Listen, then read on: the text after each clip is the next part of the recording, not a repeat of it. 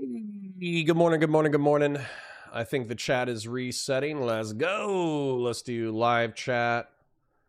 Let's set a goal. Let's get cracking. I know the people who don't like the snark wars / drama wars or whatever are not necessarily going to be a fan of the first half of today, but I am telling you that it is going to be beautiful. It's going to be weirdly beautiful. And Hutch, I actually wanted to DM Hutch, and I wanted to thank him for sharing a beautiful story. You took my fast final waiting for the scores. Oh, took my last final waiting for the scores. Okay, cool. Not I took your final. Okay, that's good. That's good. Yeah, Patriarch, that title's for you. So in the afternoon, I will, what we're going to do. Yeah. The first segment should be a 2-hour segment. The second segment, we can literally do Geopol. And what I'll try to do, this will be my promise to you guys. Because, okay, so I feel like what happens, let's talk about this real quick. I feel like what happens is the best parts of my community are the parts that are interested in geopolitics, William Spaniel, Scott Stewart, Chris Cappy, militaria, you know, Intel OSINT and Intel analysts of geopolitical events, history, secular church, etc., etc. It's just a smaller community, right? Out of the 100 to 150 people who watch me, you know, it's maybe 50 people are into the more wholesome content, but we do have Oilers like Patriarch. We do have Oilers when they can be like Christian Valeris. We do have people who seem to be intelligent and well-intended like Arthur. And then also, like, we always get a few comments saying, you know, oh shit, I really love this. You know, Cappy is not Geopol, but he's militaria. You know what I'm saying? Like, as a matter of fact, what's the definition of militaria? Militaria definition. Militaria definition. Militaria is historic or collectible items associated with the armed forces, warfare, or military service. It is widely used by historians, hobbyists, and museum curators to describe artifacts gathered during of historical significance. I don't know if that's really how I would describe it. Defense studies, security studies. I don't know what you would call it. So he talks about like geopolitical shit like the Strait of Hormuz, but of course he gets into the nitty gritty because he's talking about the technology used during geopolitical events. I don't know. So I feel like you're right that it's not Geopol in that he's not talking about like the motivations of the nations involved in the conflict. He's just talking about like the technological, military, and logistical nature of the conflict, but I still think that's like a parallel field of study. If you want to understand how nation states project power, then understanding the technology and logistical networks that actually provide their capacity to project power is important. So Geopol, but Geopol adjacent, maybe like a sub-study of military technology within Geopol. Yeah, I don't know what you would call it. But if you guys want to come up with a fucking definition, we can. But anyways, this is going to try to be my compromise with the smarter, more wholesome, more autistic parts of my community. So what I'm going to try to do, I don't want to force it into Friday, because what'll happen is if there's a big drama on Thursday and we don't have time for 2 segments, then we're obviously going to bump it. And then the Geopol people are going to feel like I fucked them because I set an expectation that we were going to do Geopol at least once a week. And then we didn't because I bumped it for drama on Friday. So I don't want to screw you guys that way. What I would rather do is I would rather make it like Thursday afternoons, I suppose. That way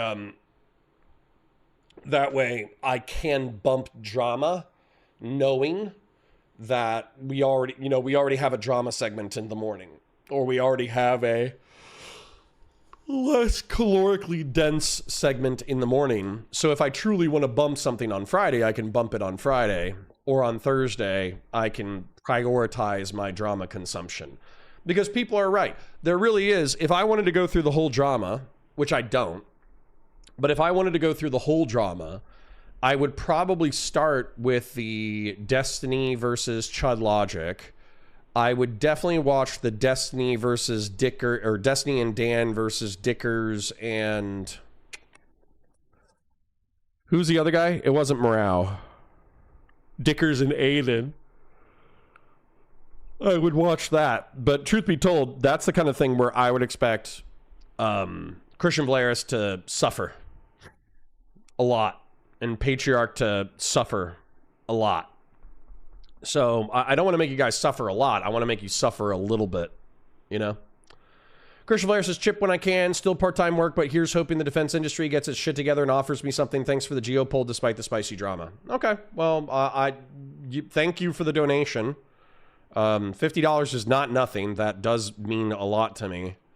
And I will try to be worthy of your donation today by actually fulfilling my my promise to you. My covenant to you. Suggestions for what to watch during Geopoll. Please don't be dry. Please don't be dry. Please don't be dry. I keep hearing something. All right, it's 33 minutes. And it's by Sarcasmatron. All right.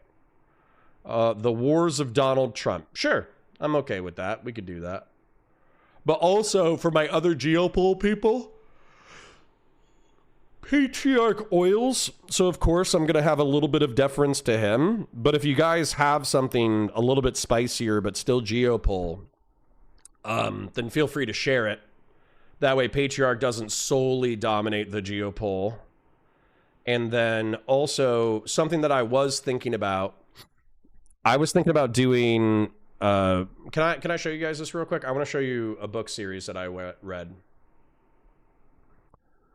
Here we go. Long time ago, but still, I think, very relevant. Some of the information is out of date. Some of the information isn't as detailed as I want it to be.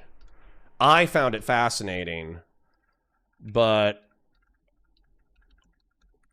so, excuse me. The Revenge of Geography is a book about how geographic determinism was almost rawly rejected by the historical and international relations community because the internet and air technology, air transport technology, made the world so small.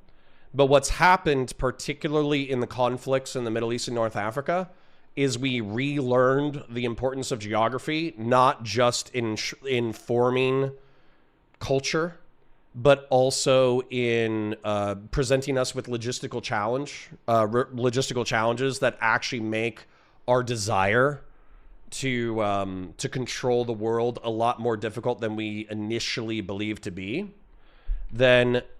So Robert Kaplan, Imperial Grunts, is also beautiful. And effectively what he does is he embeds with the American Armed Forces during the War on Terror, and he actually goes over, because he's getting like a ground level view as a international relations commentator. He gets a ground level view of what the United States military actually has to do in order to keep its logistics supply chains open and in order to project power into its empire. Honestly, like seriously beautiful book. Like if you were a critic, let's say that Hassan Piker or Queeman or Abby Martin or any like America bad leftist wanted to truly understand American empire, I cannot recommend. This would be like the way that they might recommend that I read the Communist Manifesto or that I read The Conquest of Bread or something like that. They should read Hog Pilots and Blue Water Grunts and or Imperial Grunts. It's seriously, it's amazing. It's truly amazing work. And then what was the other one? Asia's Cauldron is another one. It's not as sexy. It's not as fun. There's not as much military logistical bullshit in here. But I would say that if you were looking for a book, that there was this whole pivot to Asia thing that Obama tried to do, where he tried to get out of military adventurism in the Middle East and North Africa and move into the Pacific theater in order to contest Chinese power. And this book does a damn good reason articulating why. So, motherfucker grill hot as book club. I mean, we could, man. I literally could I could just pull up my Audible account and we could listen to like we could have one segment per day or one segment per week where we listen to like 2 hours of a fucking Geopol book or a history book or a military book or something like that. And we could listen to it as though it were a podcast and I could interrupt it. But once again, that's like, there was somebody who suggested it last week where they said, why don't we come up with a dollar amount for you to hit and then we can do whatever the fuck else we want for the rest of the month? That's kind of what I would want to do before starting the book club. Is I would want to set a goal and then hit it, and then 2 hours of every week could be dedicated to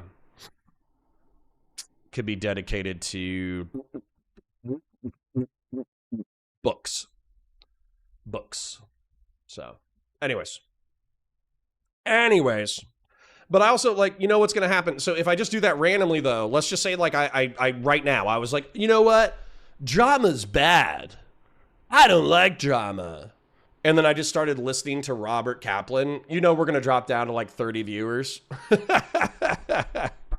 So, no offense. But that's not going to be the game plan. I'm just telling you, something wholesome we could do and may do in the future. For today, I can promise you that the second segment of today will be Geopol, and I'll try to do one Geopol segment per week on Thursdays, unless there's like a huge current event.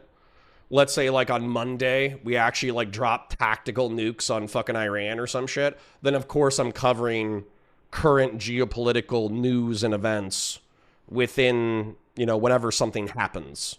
But as we all know, nothing happens for years, and then something happens for, and then years worth of something happening happens in weeks. So, let me thank you again, Christian Blairs, for the 50. Chip when I can. I'm still part-time work, but I'm hoping that the defense industry gets its shit together and offers me something. Thanks for the Geopol despite the spicy drama. Sorry that I force my wholesome Geopol autist to suffer through online drama. I promise you that today's drama segment will actually be weirdly wholesome and good and spiritual. I know you might not be looking for something wholesome, good, and spiritual, but Hutch's response is actually... I think it's beautiful. Once again, I wanted to DM him, but I checked my DMs, and I don't think he ever accepted my friend request. I sent him a friend request, and he never responded to it. And then I have... Oh, can I hit him here? Oh, shit. For some reason, it wasn't working on my mobile, but it was working on my desktop. I don't know why. Why would it not work on mobile, but it would work on desktop? That's fucking weird. All right, whatever. I'll send him another message. Just wanted to say I saw your segment on your sister, and it was beautiful and moving, and I appreciate you being that vulnerable. Parasocial love.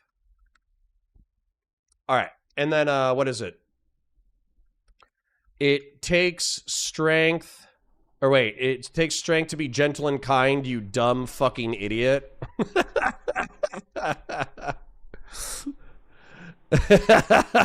It takes strength to be gentle and kind, you stupid fucking idiot. This is one of my favorite tweets. And somebody took this tweet and they put it over a picture of Superman. And trust me, it is going to be relevant today. It takes strength to be stupid and... Wait, it takes strength to be gentle and kind, you stupid fucking idiot. Where is it? Is this not Hutch? Oh, this isn't the Hutch I want. I don't want Hutch MF. I want Hutch. There we go. This one. This one is truly It starts out schizophrenic as fuck, and it ends actually truly beautiful. So, Connor for Sleepy Otaku for $5 says, why would snarkers snark when there's a genocide going on? Jokes aside, what's new Gen Z slang that you absolutely hate? I don't think I hate any Gen Z slang. I love it. I love anything cringe that they say, because then I like saying it the way boomers used to say slang to me, and I would cringe. I'm like hoping that I get to make them cringe. So like what was done to me, I want to do to Zoomers. So I think it's all great. You know, no cap, for real, for real. Keep it 100. Fucking based, cringe. That's all old lingo at this point. I'm assuming there's even newer lingo. Turn off caps lock, you psychopath. I think I did in order to DM Hutch.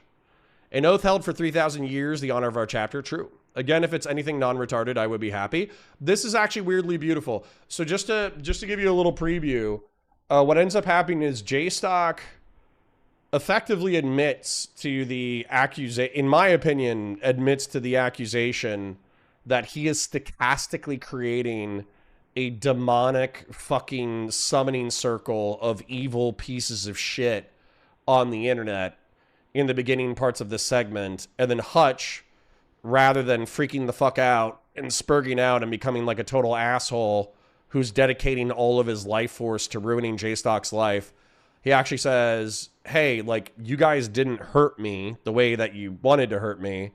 And should I share what I actually went through when I lost my sister? And then he shares it, and it's beautiful. And this is gonna be the quote of the day. It takes strength to be gentle and kind, you stupid fucking idiot. Like, I'm just gonna be repeating that half a dozen to a dozen times. I don't want to get spammy, but this video is good and entertaining. All right, let's click on it. Yes, I am finally in an armchair. This video is a giant... Okay. Armchair violence? That sounds amazing. I'll save that. We'll probably go with Patriarch's recommendation today, but I could... NATO, Russia, philosophy, and John Mearsheimer. I've needed to learn about Mearsheimer for a while, so that's a good recommendation. Today is actually a free day for me, so I finally get to read a parable of horrible, so I'm putting all the audio only, and I'm going to get deep into the dungeon. Okay, perfect. And the best part before Dan got there was them getting to call Queeman an arsler for a half hour with his Dox tools take. Yeah, sure. But at the same time, like, can we just acknowledge, like, Queeman probably fucked up? Like, this is where I get frustrated, because people who assume that there's times where people are like, oh, Connor, you're so naive. Why don't you just assume malevolence on this party's behalf and presume that they're lying to your fucking face through their teeth? And then, and Destiny says that. He basically says anything that Queeman says, anything that Jstlk says is effectively a manipulative lie in order to pretend to be innocent while they're actually some of the most malevolent motherfuckers on the internet. And then he calls me naive for believing them when they're sharing what I believe to be earnest opinions. But then we spend 40 fucking minutes on whether or not Queeman is a dumbass or a liar in reference to the Dox tool being a League of Legends lookup tool. And I feel like him being stupid or ignorant and trying to sweep mid-debate by feeding Chudlogic a line is infinitely more explanatory than some kind of like 5D attempt at manipulation. So that's where, for me, it's like, I might presume that people are not lying too much. I think Steven is presuming that people are lying too much. And obviously the truth is going to be somewhere in the middle. So let me grab my Theracane real quick. Where's my Theracane? I need to stab knots in my back. And then my pick is on The Fourfold Root of the Principle of Sufficient Reason by Arthur Schopenhauer. That sounds horrible. How do you make the title sound unreadable? That's amazing. This drama is so boring. Okay. Girl hottest, great courses, pretty much. Tactical nukes, meh, cover that next week. Snarker posted a response last night. We need to watch that instead. True. Hutch's video made me cry. It's very good. It's very good. I watched to the end. Desi and Dan were not very wholesome, lol. Yeah. The heart blocking that chat made me realize it was a Sarah Palin lecture. Interesting. I thought that was another book by Robert Kaplan. It probably is. The Smith quote butchered. My bad. Who are more cringe, Gen Z or baby boomers? Boomers, boomers, boomers, boomers, boomers, boomers, boomers, boomers, dude. Boomers by a fucking mile. And there was something that was said to a baby boomer that I think is true. A boomer was talking to a greatest generation person, and this was like a boomer politician. And the greatest generation politician basically said, like, we're not going to give you power. Like, you are waiting and biding your time and playing your P's and Q's, but that's not how power works. You are going to have to wrest power from us. W-R-E-S-T, I think. And like short for wrestle. And so I think that's true. I think we are going to, we have tolerated the octogenarian fucking bullshit of the, fuck you, I'm not that old, Timber Lodge, you son of a bitch. But we have tolerated the octogenarian rotting of our parents' and grandparents' skulls for a really long time. But I think we're running out of time to be patient. I do think it's time for millennials to basically say, hey, you had your time in the sun. You need to go fucking retire. It's our turn now. And if you don't leave, we're going to push you out.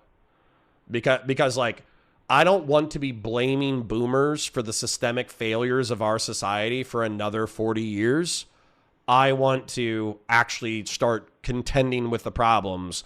And then the Zoomers and the fucking alpha can complain about how we fucked it up. You know what I'm saying? But I am not the boomers are all going to give their intergenerational wealth to the Humane Society and their cat. Probably. Either that or they'll spend it on medical shit in order to extend their lives indefinitely and bankrupt their families and reverse mortgage their houses. So, Connor, friendly reminder to read DMs. No, I will not do it. I'm too tired. I'm too tired for any projects today, bro. I got the kids, and the kids are great. I have no complaints about the kids, but I had to wake up at 8. I had to drink caffeine. I had to get them to school. I had to make lunches. I had to make sure the clothes were packed. I had to make sure the diapers were packed. I had to make sure everything was packed properly. I had to turn in records. I had to do this. I had to do that. I had to come back and talk with y'all for the next 5 hours. Then I got to go pick them up again. And then realistically, I should work on Warhammer. So no, I will not be reading 5 paragraphs worth of shit for another 48 to 72 hours. Sorry. Anyways, never knew Hutch had this degree of emotional regulation and self-restraint. He might not, but he saw a serious situation and he had an opportunity to talk about a serious thing that he went through, and he did so beautifully, in my opinion. And really shitty people will use it as a vector through which to attack him. And I think good people will applaud him for his vulnerability and beautiful narration of his personal trauma. So, he had one good call about the fall of the Soviet Union, but all his other takes are garbage. Oh, Mearsheimer is another multi-pole world stand because he sees the collapse of the Soviet Union giving rise to global insurgencies and instability. Yeah, but aren't insurgencies better than having a stable, malevolent power? That's very silly. Only boomers are cringier than millennials. True. It's our turn to cringe. The boomers are going to give all their wealth. That's the one I read. Connor, friendly reminder, read my DMs. No. Or the casino. True. Is it just me or are Thursdays typically lower volume? Shouldn't be. I mean, I can move my mouth closer to the mic. Lazraka! Thank you for the gifted. Just Julius, hey Connor, got a new job and haven't been able to hang out in here. Keep your head up, Chief. Thanks, bud. Appreciate you. Good to see you again. He once told me once every 4 days. He was kidding, though. You're good, Arthur. My super chat was missed. Let me take a look. Let me go into fan funding real quick. I'm down for Geopol Book Club for 5. Thank you, Fashion 40. Appreciate you. Sorry about that. Somehow I did miss it. I'm down for Geopol Book Club. Yeah. I think Geopol should probably still be YouTube videos on Thursdays. But in general, if you guys wanted to you know, kind of do like a more serious book club day. Let's say like Monday afternoons, we wanted to do a more serious book club day. And let's say that I get my VA unfucked and I have enough money that I don't have to freak out about cash or viewership, and we should just do content that we want to do that feeds the soul of 50 to 150 people. Then at that point, if we can do whatever the fuck we want to do, then as long as the bills are paid, I don't give a shit. I don't need to be rich. There's a fantasy of me actually getting my fucking product flow done and accurate and logistified, and then I become 100,000-aire, and then I can buy myself a truck and guns for fun. But until that day, as long as bills are being paid, I don't give a shit. So I saw a comment saying that people over 80 should not be able to vote because you could not vote for the first 17 years of your life. Why are you allowed the last? I mean, I agree with it, but I think you should have to take like, in order to not be ableist against old people who are still sharp, I think it should be like a competency exam. I think you should have to, excuse me, I think you should have to take a citizenship test once when you're 18, and maybe you should have to take a citizenship test once every 5 years once you're 80. You know, I'd be okay with that. And if you could still pass with like an 80% on a citizenship test, I'm good with that. Connor, I had to wake up at 4:30 a.m. to meet the electricians at 6. I don't want to hear it. Yeah, but you have like a real job and like a girlfriend and shit. And you don't have to like get on the internet in order. Never mind, my life is great. I was going to finish the complaint, and then I was like, hold up. Wait a second. Something ain't right here. I get to fucking pop on stream, talk to 50 to 150 political autists for 5 hours, and that's my job. I should not complain. You're right. You're right. I shouldn't complain. My bad. My bad. Got a little spoiled. You got to check yourself. You got to check yourself when you start creating content full time. You got to be like, oh shit, no. This is still really fucking good compared to working a normal job. So you're right. I'm wrong. My bad. My apologies.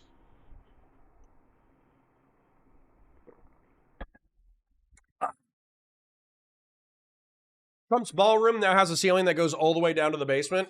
Best. Taste sucks, but you know that Connor isn't complaining about something. It's likely a Cylon or brainwashed. True. I do have a penchant for complaining. The quote, "If it takes strength to be gentle and kind," is from the 1984 song The Smiths called I Know It's Over. Solid song, but now I'll never not laugh when I'm listening to it, so thanks. You're welcome. You're welcome. It takes strength to be gentle and kind, you stupid fucking idiot. Oh, God. And that was put over the new Superman, the James Gunn Superman. And apparently, like, there's this, like, rant. I haven't seen it yet. But there's this rant where, like, Lois is, like, talking shit about all the collateral damage that Superman causes. And then he basically says, it takes strength to be gentle and kind, you stupid fucking idiot. And I love that. Louis Salazar says, do you miss working in security? Okay. Brain misses it. Heartburn and heart do not miss it. Okay? And that's kind of funny because I know there's plenty of motherfuckers who are running themselves, like, who are my age or a little bit older, who are physically running themselves into the fucking ground. If you want to be in the security industry and not have a heart attack by 50 or 60, then you basically need to be a PT stud. You basically need to work out as though you were an Olympian. That's the only way to actually stay healthy in the security industry, is by PTing as if you were a fucking, like, elite athlete, and eat as though you were an elite athlete. And that's not what most of them do. Most of them eat like shit and don't work out because they use the dangers of the job as an excuse to be like, well, I don't know if I'm dying tomorrow, so I might as well eat like shit and not work out, which is terrible. Very bad. Not good for you. The Hutch hatred from the Snarkers makes no sense until you realize he was a Call of Duty guy for years when Battlefield was clearly superior. Okay, Battlefield is awesome until you get under 25 yards. Then the running speed feels goofy as shit. And that sucks because a lot of battlefield close quarters engagements happen under 25 yards. And then also, like, all that, like, trick shit with the vehicles, it ruins my immersion. Like, so, for instance, there was this thing where, like, the Russian, it wasn't the Hind, it was, like, the Alligator or something. There was some Russian attack helicopter flying towards a sniper, and a sniper lines up a shot, shoots the pilot in the face, lines up another shot, shoots the gunner, kills them both, points out the ass, and I'm like, that's fucking badass. That's fucking amazing. That's a cinematic moment. But then the helicopter crashes and slides along the ground alongside the sniper, and he hits the enter button, and he climbs inside the helicopter and fucking takes off in the helicopter. And I understand from, like, a gaming standpoint, that's awesome. From an immersion standpoint, that sucks ass. That's, like, gay. So, no offense, but, like, at least with like Call of Duty, I don't know. Like there was something, there was no ruining of immersion. Like, of course, like team deathmatch, you die all the time. Of course, you have a whole bunch of technology that you wouldn't have in real life. Of course, running around that much, the equipment would be heavy as shit, so you wouldn't be able to sprint as much. But honestly, like, that one, do you guys remember that trench level? There's like a trench level where effectively like a series of trenches are dug in underneath a bunch of bushes in the middle of a field. And so you really have two options. You can run along the outskirts of the field with a sniper rifle or a DMR and try to take out the other team, but then you're in the open in like medium high grass. Or you can climb into the trench works and then enter into like a horrible gunfight. And then if you actually get enough kills, you can call in kill streaks on the grassy area. And there is nothing more fun than getting predators on that map and basically either being able to take out a bunch of enemies hanging out in the grassy area and or being a very precise predator missile pilot and flying a missile right into the side of the trench and getting a few kills. That is awesome. There's like no replacement for that feeling. I would seriously rather play Call of Duty, but have them add in bullet drop for sniper weapons. That's it. Call of Duty, bullet drop for sniper weapons. I'm ecstatic. Ooh. Anyways. Jen Winkler with the 5 gifted. Let's go. Let's go. Let's go. Anyways, I poison my body daily and also ride my bike 28 miles a day every day and also do farm work. Dude, do you know? Oh my God, I'm so mad about this. I know I should start the content momentarily, but I'm so fucking mad about this. You know how all the healthy people say, oh, well, you're supposed to walk 10,000 steps a day in order to remain healthy. It actually reduces your chances of like heart attack and fucking stroke and shit by like 50%. Do you know how long 10,000 steps is? It's 5 miles. So I have to go on a fucking hump every single day in order to reduce my chances of heart attack and stroke by 50%? Fuck you. That is crazy pants. 5 miles every single day? God damn it. What? Like, do I literally have nothing else to do? Do I not have kids? Do I not have a house to maintain? Do I not have dogs? That's a full-time fucking job. That's fucking 90 minutes of walking. You want me to fucking walk? What is it? 90 minutes times 7? Hold up. Let's literally do the math on this shit real quick. 90 minutes times fucking 7 days a week. Divide by 60. Yeah, all you got to do is walk 10 hours a week. And you can reduce your chance of heart attack and stroke by 50%. 10 hours a fucking week. That's a part-time job, you son of a bitch. The fuck? That's fucking crazy, pan. And I love how casually they say it too. Get your steps in. Get your steps in. That's fucking horseshit. Fucking 10 hours a week of walking. God damn. Yeah, you can get 800 steps. That's not 10,000, King. That's 1,000. 10,000. I go to the grocery store twice a week. I'm not going to the grocery store every day. You want me to go to the grocery store every day just so I can get my steps in? That's fucking crazy pants. God damn. Anyways, sorry. I know I'm being like a little hyperbolic, but when I found out how much 10,000 steps was, I was like, this is fucking horse shit. You want me to walk 10 hours a fucking week? I would rather walk 10 hours on a Saturday than walk 90 minutes every single day. That is fucking crazy. Total European victory. You have 100,000 deaths from not having air conditioning. Get back to me when you motherfuckers aren't mass shooting your people through not having air conditioning. Do you understand that? Europeans get all up in our fucking ass. Here's another thing. I really want you to stop and separate this in your brain. Europeans get in our fucking ass because a school gets shot up and 30 teenagers fucking die inside an American school every single year, right? And then Europeans kill 100,000 Europeans because they don't have air conditioning.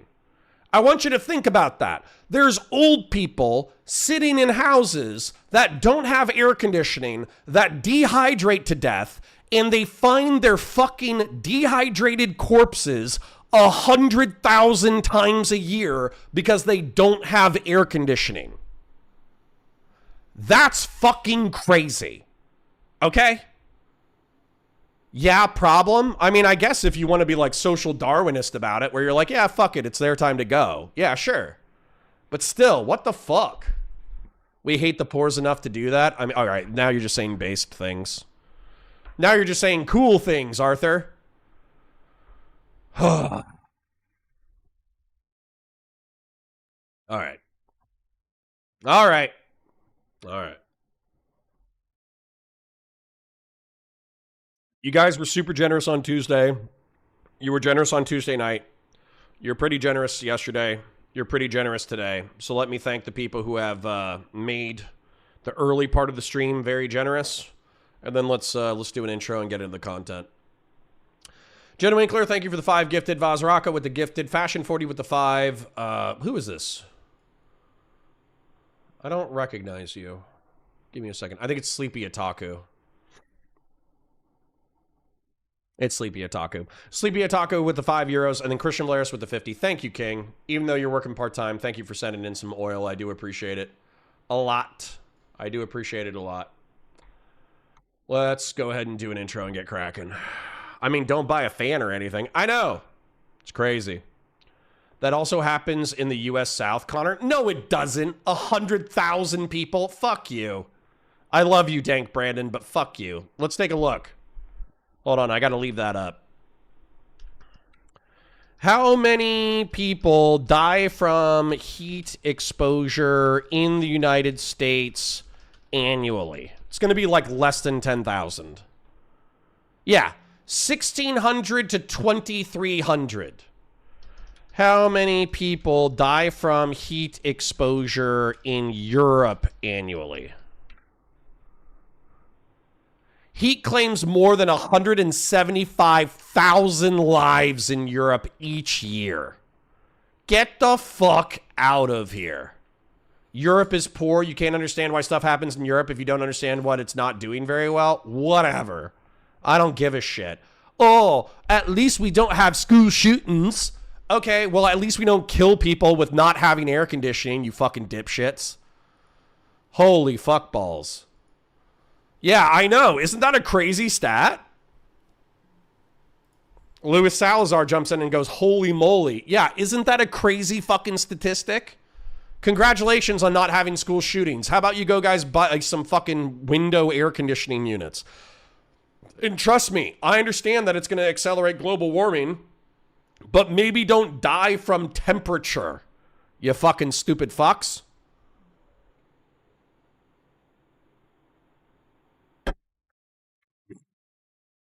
It takes strength to be gentle and kind, you stupid fucks.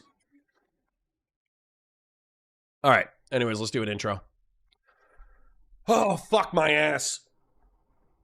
Oh, what a long day. What a long week. What a long fucking life. Fuck. All right. Hi guys, welcome to Counterpoints. My name's Connor. I'm a science fiction, politics, and philosophy nerd, a Marine Corps and law enforcement veteran. I would argue a real Republican, and I'm trying to be a Republican who is honest, has integrity, nuance, and objectives. And today I got a little drama slop for you, but it's good for the soul. Effectively, what's going on is Jstlk, Queeman, and a bunch of other drama commentator channels have been accused of digitally harassing Hutch, of digitally harassing Destiny, of digitally harassing Ethan Klein, of being anti-Semitic sometimes, and of being vulgar, rude, and otherwise antisocial and shitty. Their defense has been, well, that may be true, but you haven't caught me specifically engaged in the worst behavior of my community, therefore you can't attack me the way this stochastic collective has been attacking you. And weirdly enough, I think Jstlk just admits to it in this. So if you're like, they call them snarkers, people who are smugly and cunningly mean. And so if you're like pro snarker or whatever, that's fine. I don't care. Live your life. Do whatever you want to do. But just stop saying it's not happening. That's the main thing. Instead of saying it's not happening, just say it's good that it's happening because these people deserve it. Now, Hutch had something particularly schizophrenic happen to him.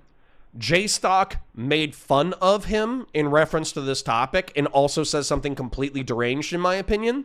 And then Hutch, instead of doubling down, getting in the mud, wrestling like a pig in shit, he actually shares an incredibly personal story that is sincerely beautiful and one of the most vulnerable moments I've ever seen on the internet ever. And I want to take some time in order to check out the drama, articulate some of the drama, and also applaud Hutch for his moment of what seems like earnest and sincere vulnerability. Now, Diminished Darknut gives $50 and says, I love you. As long as your love does not result in my vital organs being harvested and me being skinned alive, I parasocially love you too, Diminished Darknut, and I hope you're having a great day. Anyways, let's go. Hutch can't fathom that there might be some statement, some joke that I could easily say that's antisocial, that's weirdo behavior, but also say I don't think there should be any rules against that, and I'm not going to personally condemn it. One, because this is a witch hunt for nothing. Look, you can hang out with whoever you want to hang out with, and you can excuse whatever kind of behavior you want to excuse. You're an adult. I am not trying to censor you or deplatform you or do whatever you want, but like the way that you guys have been coming after me for the last year, and then just to like read in plain language how you operate behind the scenes, and it's all just such a fucking farce. You're all psychotic, and you debase yourself, bringing my sister into it.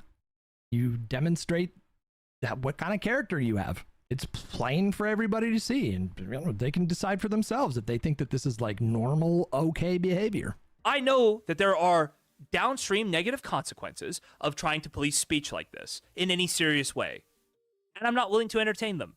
What do you think I'm trying to do, Jstlk, if you're still watching this, buddy? I don't know what you think I'm trying to do. I mean, I'm not trying to get you kicked off Discord. I'm not trying to get you banned off the internet. Do whatever you want to do. I have some thoughts, given the thoughts that you've shared about me. They'll take my free speech from me over Hutch's dead sister's body, okay? There you go. There you go. Okay. Double down, triple down. Go for it, man. If somebody were... Okay.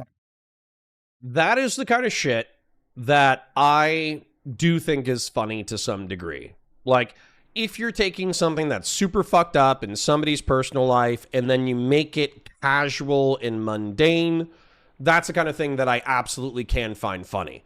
The reason why I think this is still worthy of criticism is because Jstlk is doing so in service to sweep for the person who jumped into Hutch's chat and said, oh yeah, Hutch's drug abuse contributed to his sister's death. Like, once again, if you're doing that in a private Discord, you're laughing with your friends, you're making fun of, like, here's a good example. The what was it? It was pretty clear that Hassan Piker actually did get sensitive about his dog being a part of his r/place fucking Reddit, whatever that thing is. I don't know how r/place works, but sorry, now I need to back up and explain it. r/place is a place that was open to the public for a while. I think like a closed amount of time. And so people on Reddit were allowed to coordinate drawing on the pixels in order to draw something that represents their community. And so Hassan's community drew Hassan, like one of his logos, and they also drew his dog who had recently passed in tribute to his dog. Now, DGG, because they're schizoid fucking freaks, decided that it would be funny to effectively do a terrorist attack in order to blow up Hassan's dog and get him removed from the r/place thing. Now, number one, it's a dog. Number two, it's a public venue. Number three, people hate your fucking guts. Number four, you know, at the end of the day, I have loved dogs like it's a family member. It's definitely not something that I would do, but I'm not going to freak the fuck out about it. And I might even find it like a little bit funny. Now, compare that to Hutch's sister. Hutch's sister got pancreatic cancer at 39, was one of the traumas that triggered Hutch into substance abuse. Hutch is a recovering addict, and you are going into his chat. You're not doing this privately. You're not publicly criticizing him in content.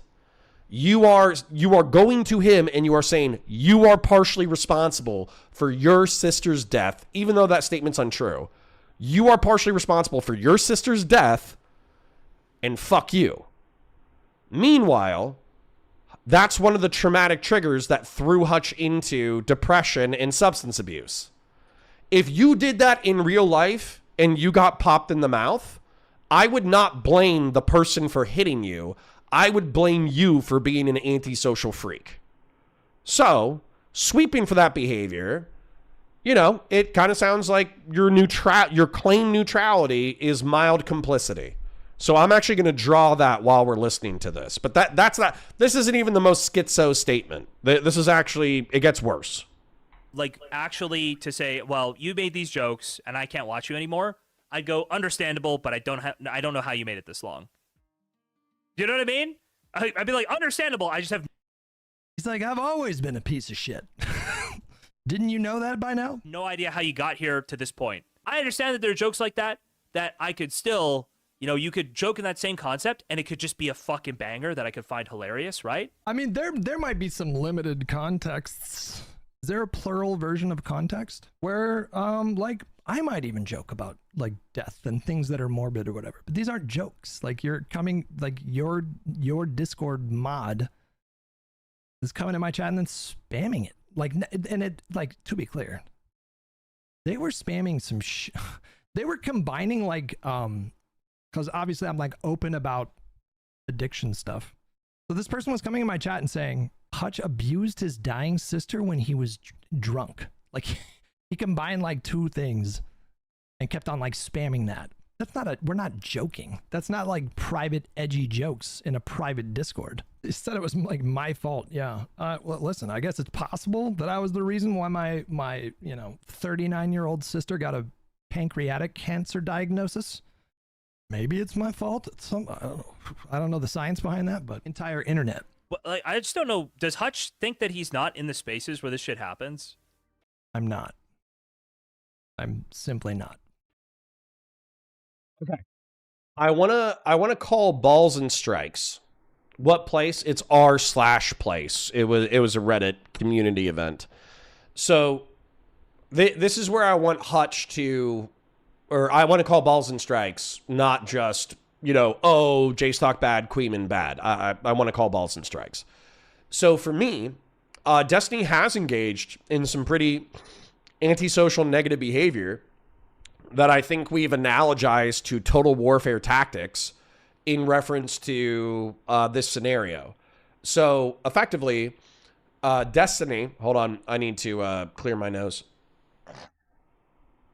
Excuse me. Destiny attacked Jstlk for having a dead father, made fun of him having a dead dad who died within the past year. Destiny allegedly was trying to and or succeeded in doxing Queeman and Jstlk and Esports Batman. Now, I would say that if you wanted to say Queeman and Jstlk are close enough to the snarkers and create the stochastic environment that results in the digital harassment of Destiny, therefore they're valid targets, I don't like it. I think you should catch them red-handed in order to justify your attacks on them. But I at least understand the logic behind it. It's like you're inferentially saying, these are two of my largest critics on the internet. They're feeding clips and information up to my enemies. Therefore, even if they publicly claim that they're not doxing, swatting, or harassing me, this seems to be the nexus from where it's originating, and they're the ringleaders. Therefore, I'm going to take them out. I don't like it. I understand the logic. Esports Batman, though, in my opinion, civilian, right? It's like a civilian who's sympathetic to the insurgent cause, and so you killed an insurgent providing material support to the insurgents. Now, what I want to point out, though, and I'm going to continue to draw this, is that effectively what's happening is we went over how I morally differentiate between freedom fighters and terrorists, where oftentimes if we look at a freedom fighting organization, they're going to be targeting security forces, elected representatives, and then the leader of their nation state. And they are going to get more sympathy from a lot of people because they're targeting the very system that targets them. However, terrorist organizations and freedom fighting organizations oftentimes lose public sympathy when they target innocent civilians. And so what I would say is that Jstlk and Queeman are saying, well, why are you attacking us in these horrific total warfare tactics? Because we are just targeting Destiny. We're just targeting Ethan Klein. We're just targeting the state of Israel. And so as a result, in the analogy standpoint, these would be the leaders and the bureaucrats of this digital war that we're talking about. So, but Hutch's sister is a civilian. She's an unrelated civilian. And so the second that you start talking or attacking unrelated civilians, you actually lose my support. So that's where, in my opinion, Jstlk is claiming to be this. He's claiming to be the freedom fighter. But let me move my box so you can see what I'm talking about. Jstlk is claiming to be this guy, to be a freedom fighter, but he's making excuses for the terrorist. So. Blah, blah, blah, blah, blah. I could leave my box there. I'm going to engage with chat for a second because it sounds like you guys are getting a little spicy, and I could use a little spice in my life. I could yell at a few people. What the fuck does Destiny have to do with Hutch? They're online tepid friends who are both mildly pro-Zionist liberals. Place being the Snark server, did these people originate from that place? I think the attack on Hutch's sister did originate from that server. Are they saying Hutch helped kill his sister because Hutch said he helped her die? Do these fucks not understand what that means? Well, that's where we'll get into the more serious shit, the more spiritual shit later on. Random says they showed you proof. What they showed me proof of, I don't know if you're talking about me or if you're talking about somebody in chat. What they showed me proof of, and by the way, this is just out there, so I'll just say it. What Destiny showed me was that Jstlk was calling for Destiny's deplatforming. And he posted in the Discord specifically a coordinated attempt to mass report Destiny in order to get him demonetized and banned from his major platform. I think it was just YouTube. I don't remember if they did any other platforms. But I think that Jstlk has said as much publicly that he's done that, and he would still argue that this is just.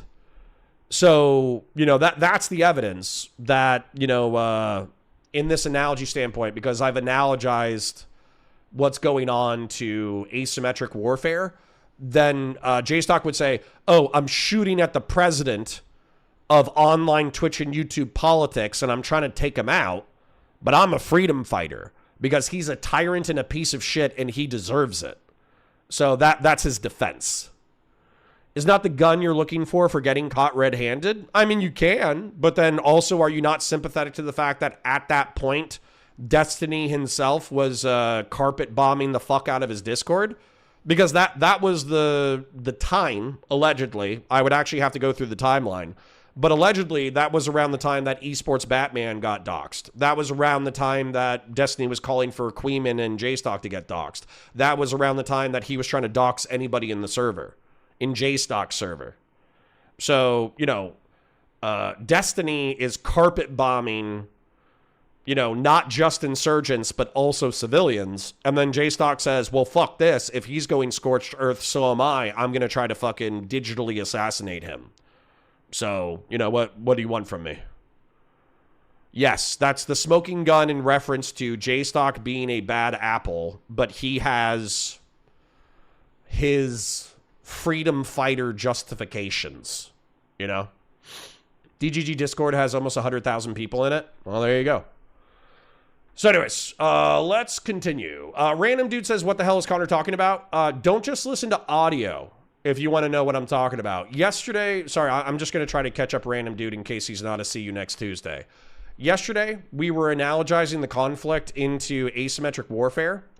And I was saying that in reference to asymmetric warfare and counterinsurgency warfare, what the United States did a lot, and I think is more moral, is differentiating civilians from your enemies and then just exclusively targeting your enemies. Whereas it seems that DGG has engaged in total warfare, where they've also annihilated civilians and civilians who are sympathetic to the cause. And then I also analogized Jstlk and Queeman to the freedom fighter versus terrorist shit. And then now I'm further explaining that. So if you want to go back a few minutes and watch my explanation with the drawings on screen, that might be helpful. Like, and I just don't get it. He thinks he doesn't have anything to do with this. I don't. If you're using this kind of language over politics, man, get a grip. Sort it out, mate. It's so fucking crazy to me. Like I said, it's just he can't differentiate between the principle and like basically saying I don't like antisocial behavior, but I'm not going to try to, you know, say it puts people outside of society. Oh, stop saying you don't like antisocial behavior in between two jokes about my dead sister, you. Apparently, they showed Wick something that shocked Wick to his core. What somebody was telling me in chat right now, I didn't see it, or excuse me, they were telling me in chat last night, was that they showed that the Discord had Wick's docs. So I want to see that corroborated, because truth be told, people are like, oh, when can you condemn these people? You know, when can you say enough is enough? And these people are palling around and they know they're doing bad shit and they're doing they're doing evil shit. What has Wick done? What has Wick done to deserve doxing? You know, can somebody tell me that? Did Wick like secretly? I don't even want to joke about the kind of evil shit that Wick may or may not have done in order to justify doxing Wick. But if they have Wick's docs, what the fuck has Wick done besides been like a tepid platform for Destiny to be on? What has he done that deserves doxing? So honestly, that might be the smoking gun that I need, because Jstlk can hide behind, oh, well, you know, I went after Destiny, but Destiny deserves it. What the fuck did Wick do that he deserves it? You know what I'm saying? So, yeah, so seriously, if anybody has those, if anybody has the leaks of Wick's docs being spread in the Discord, then yeah, that's the smoking gun I want. And then at that point, I'm like, fuck the insurgency. You know? I'm already kind of like, fuck the insurgency. I'm already tepidly with the counterinsurgent efforts. I just think that the counterinsurgent efforts are using aggressive tactics that are kind of fucking nasty, right? Anyways, it's about to get crazy. Fucking fraud. Yeah, we were left wondering for a little while yesterday exactly who had written this horrible, what can only be described as linguistic terrorism, okay? The amount of damage that this must have done to Hutch is innumerable. The thing is that's not registering for these guys is it didn't, like when I tell you that it did not affect me one way or the other, like it didn't, like, I don't know, they're going for some like deep. Oh God, what is he doing? I didn't see this. It didn't affect him one way or the other. What the fuck are you doing? You are inviting some terrible, terrible shit. This is some chibi review shit right now. What in the fuck is your problem? Oh, this doesn't even affect me one way or the other. Oh.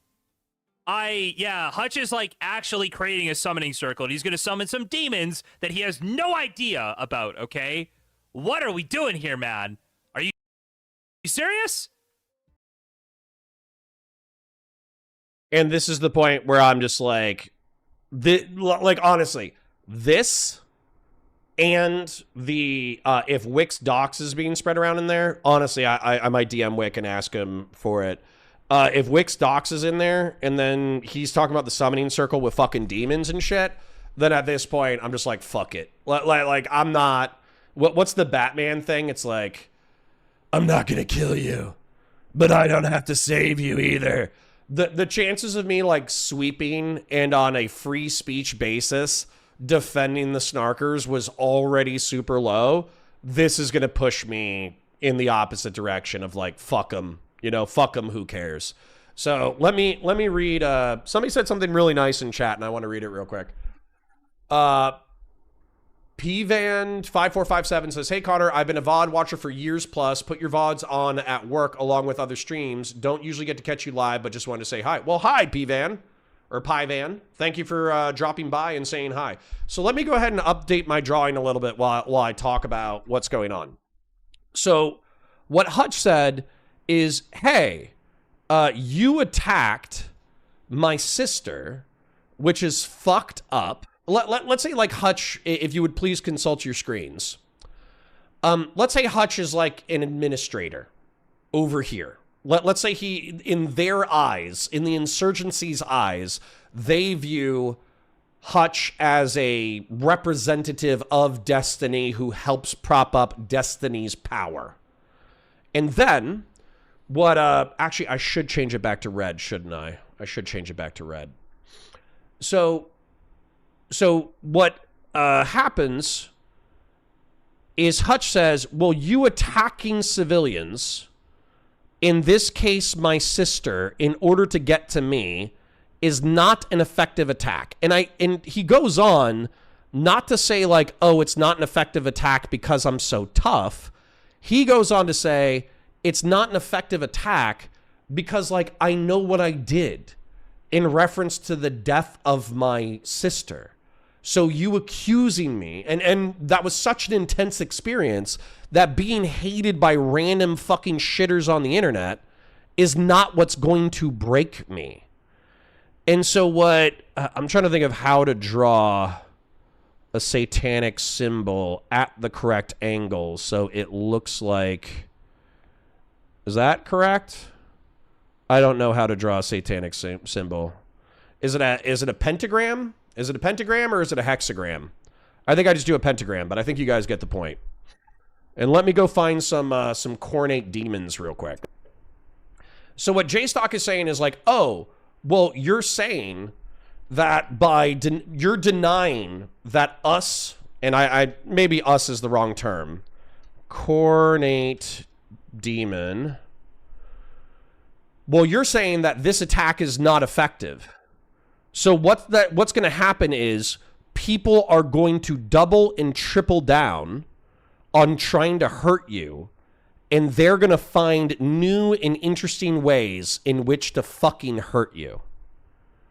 God damn it. Where's a bloodthirster? Cornate bloodthirster. I know when I pause in order to, like, you know, look for shit. Not a bloodthirster. Damn it. I forget what they're called. I forget what the minor demons of Khorne are called. Fuck it. This is a good enough picture. I actually love this picture a lot. But the point is that what Jstlk just said, like, oh, you're saying that our attacks aren't effective? Well, then what's going to happen is we're just going to summon a demon. And the demon's going to come rape you. We're going to find new and interesting ways in which to fuck up your life. That way a blood letter. Nice. Thank you, Deus Halcyon. I appreciate you. But we're going to find a new and interesting way to absolutely fucking rape your life. And so for me, I don't know. If I was a freedom fighter in this corn crab. Wouldn't that be funny if they were called corn crabs? But let's say that I was a brave mujahideen. I was a brave freedom fighter in the anti-Destiny holy internet war. But then I turn around and I see terrorists who are attacking people's dead sisters. And then when one of the person I'm targeting says, hey, that didn't really affect me the way that you think it's going to, I'm like, oh shit, that's going to summon demons to go skull fuck you. Then at what point do you go, oh shit, maybe I'm on the wrong team. Maybe my team is super fucked up. Maybe I shouldn't be a part of this movement. You know? Because, by the way, you can criticize Destiny without being this level of psychotic. You can criticize Destiny. Literally, watch this. Watch this. I want you to hear this real quick. Destiny, allegedly, of course, but, you know, probably true. Let's put it at 90%. He recorded consensual sexual encounters and allegedly audio recorded non-consensual sexual encounters. Then he met somebody for a few weeks who ended up being a 26-year-old man who was posing as a 19-year-old sex worker who ended up being 17 and a half. And he sent them homemade pornography that was then leaked on the internet that damaged not only his public reputation, but the public reputation of his orbit and of the people in the sex videos. And that was fucked up, and he is being sued for it. And whatever the outcome of the justice system is, okay, right? But that's not enough for these people. That's not enough to say, oh, he leaked, you know, he might have had taken advantage of a power dynamic in which he thought that he was taking, you know, he was engaged in hedonistic, nihilistic sex with other adults, and then it went too far, and then it exploded in his face. No. He's a villain. He's a pedophile. He's a rapist. He's a digital rapist. He has an infinite rape machine. They have to hyperbolize the entire scenario in order to make him the most villainous piece of shit to ever exist on the internet ever. Okay? And so that grants them the moral license for their actions.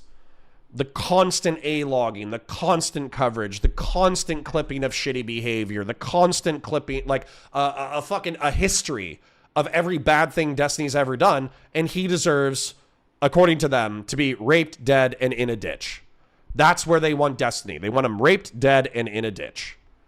And so as a result of that attitude, they have given moral license for not just digital freedom fighting, which is what they claim to be doing, but they are sweeping for digital terrorists. And they are saying, oh shit, because you fucked with us and our attacks aren't being fucking effective, we're going to summon fucking demons to rape you and kill you. And it's like, okay, well, fuck you. How about that? How about that shit? How about I'm going to tepidly encourage DGG to engage in counterinsurgency warfare in order to reduce casualties. Whenever somebody asks me, hey, should Queeman be doxxed? Should Jstlk be doxxed? I'm going to say, oh, well, do you have like proof positive that they have engaged in doxing behavior? Then, you know, you shouldn't do it. But then when I see a digital F4 Phantom going into Napalm Strike, the Snarker Discord, I'm going to go, You're hanging out with like rapist demons in a summoning circle. You're hanging out with terrorists who attack somebody's dead sister. I don't have much sympathy for you. Good luck with that. Have fun. I just want both sides to have fun. And the truth is, it seems like nobody's having fun. So, good luck. Good luck to everybody involved. Ah, fucking hell. Anyways, let me engage with chat for a second. Because Hutch is actually going to take this in a wildly positive direction. In my opinion, a wildly vulnerable and wildly positive direction that I think he deserves applause for. So, Sean Kaplan for 10 says, added you in chill chat with some loser who is writing emails to try and turn Destiny against you with fake info. Okay. Well, I'll literally DM Destiny. And I'll say, hello, people are doing gay ops to clip my descriptions of events, because I think that's what Taze is looking at. Or that's what he was saying to be wary of. People are doing gay ops to clip my descriptions of events in order to be moral indictments of you. I obviously have my criticism, but if you see a rough clip that you have questions about, I would prefer that we communicate about it and or get the full clip before we do any drama. Much love, Booby Bear. Hope you're having a good day. How's that? So now, if Destiny wants to burn the bridge, he's going to have to burn the bridge off of something real and not something fake and gay. So anyways, Connor doing rent lowering gunshots by adding Warhammer stuff to the analysis.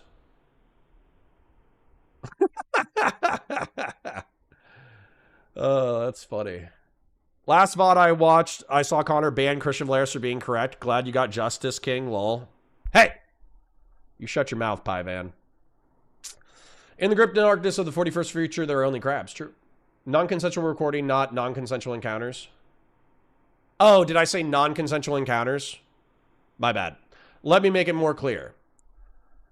The encounters were consensual.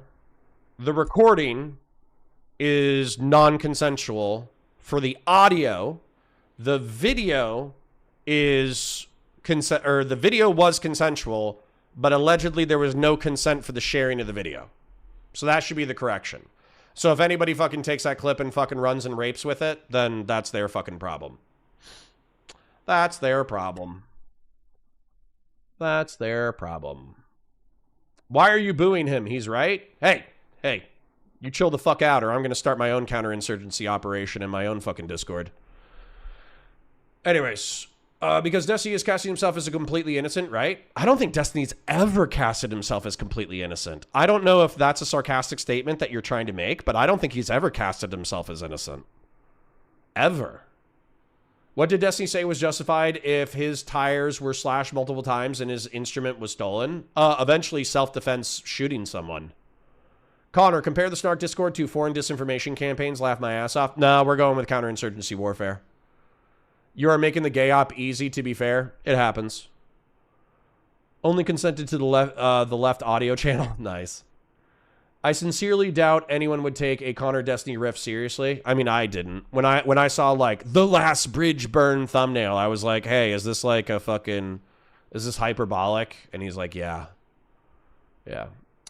Yeah, he does make the gay op too easy. He's forgiving or willing to give people credibility, in my opinion. Okay, well, who gives a shit? I'm about to fucking counterinsurgency all your fucking asses. So anyways, I love you. Like the stream, share it with your friends, engage with chat, super chats if you got them, memberships if you got them. And then it's going to be fucked up for a little bit longer, but then Hutch is going to do something incredibly wholesome. Let's go. Dude. Ah!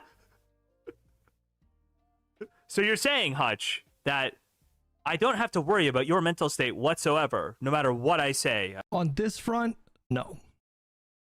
You could not possibly affect my like emotional state around that.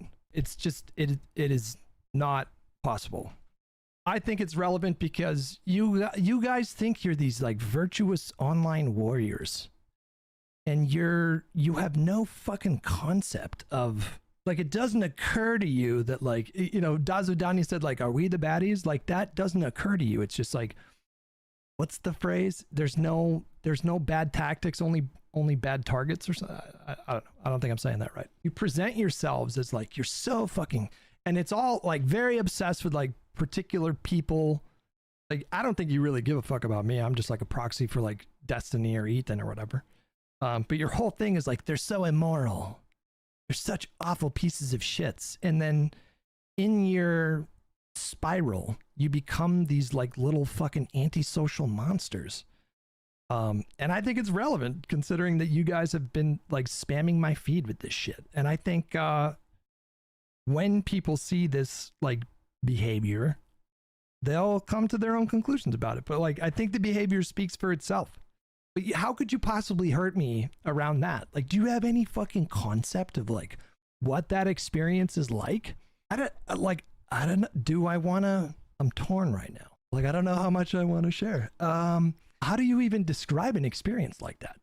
You get first it starts with a phone call, and you get a phone call from your mom, and your mom tells you that your sister might have cancer. It might be pancreatic cancer, and I don't know anything about pancreatic cancer. And so you look it up, and it's like a fucking 95% mortality rate. And this is literally immediately after she just had her only baby. And so you're just like, time stops, and you can't even process the information you're hearing. How do you react to that? It's just, everything stops. That was a turning point in my life. Like, there was me before that experience, and then there was me after that experience. And they're very different people, because how could it not change you? And then come to find out, at that point, they knew that she had pancreatic cancer, but they didn't want to tell us because it was around the holidays. It was Christmas. And Tiff didn't want to ruin people's Christmas. And that makes me sad, because I wish I would have known. I wish I would have just known then, you know? But then shortly after Christmas, I get another call, and it's pancreatic cancer. And, and then on top of that, COVID happens, and everyone's on lockdown. And now I can't visit my sister as she's dying. We did, I went up there like, I don't know, January, February, like I would have been up there every fucking weekend. And we found a way to like do it outside with some distance. Obviously she's hella sick, so like, she can't get COVID. And she's fighting, and she's trying to do these treatments or whatever. And and then it's just like with cancer, especially aggressive cancer like this, it escalates very fast. She's obviously struggling with her health, but, still lucid and still hanging in there. And then not so much. And it just happens very fast. And so then you get another call, and the call goes like, it's getting kind of bad. I don't know how much time is left. And then I'm scared in that moment because it's scary. And I want to like push it away. My first instinct was like, okay, I'll drive up there next weekend. And my mom says, no, you don't understand. Like, it's almost time. And then at that point, you get some clarity, because it's like, okay, you know where you need to be. And so I'm like, okay, let me pack up some stuff. I'm going to get in my car now, and I'll drive up there. And I drove up there, and then it's 7 days. And there's no manual for this. Some of you guys in chat, some of you guys have had I'm sure some of you guys have had a similar experience. And then it's just 7 days. And the only thing I'm just there to just, she would have done it for me. And so I was like, okay, and you're just helping her stay comfortable. And each day it's like she gets a little more kind of distant. And then, thankfully, like hospice are they're like angels. So like hospice comes, and they're like teaching you how to help your loved one die. That's what it is. Like this official process where you're there to, but each day it's like a little bit, she's getting further and further away. And it turns out, you learn a lot when you're around this kind of death. Like a part of dying is withdrawing, and so she's kind of moving into other rooms to be by herself. And it's like, and then she's not eating. And then it's like, then she throws up blood, and you're washing a blanket off with a hose outside. You're just hanging in there. Like you don't know what to do. Like your every instinct in you is to like help the person. Like you got to eat something, right? And then the hospice person says, no, don't force her to eat. This is the process. And it's just so counterintuitive, you know? And then the last night, me and my other sister, Kim, we're waking up every hour and a half to shift her from one side to the other side so that she doesn't get like sores and stuff. So she's comfortable. And then, there's like a little sponge thing and you dip it in water and you hydrate her lips and her mouth and all that. It's just like, and you're just in it and you're just fucking doing the best you can. And then you're in the room when she takes her last breath. And it's like, nothing prepares you for that.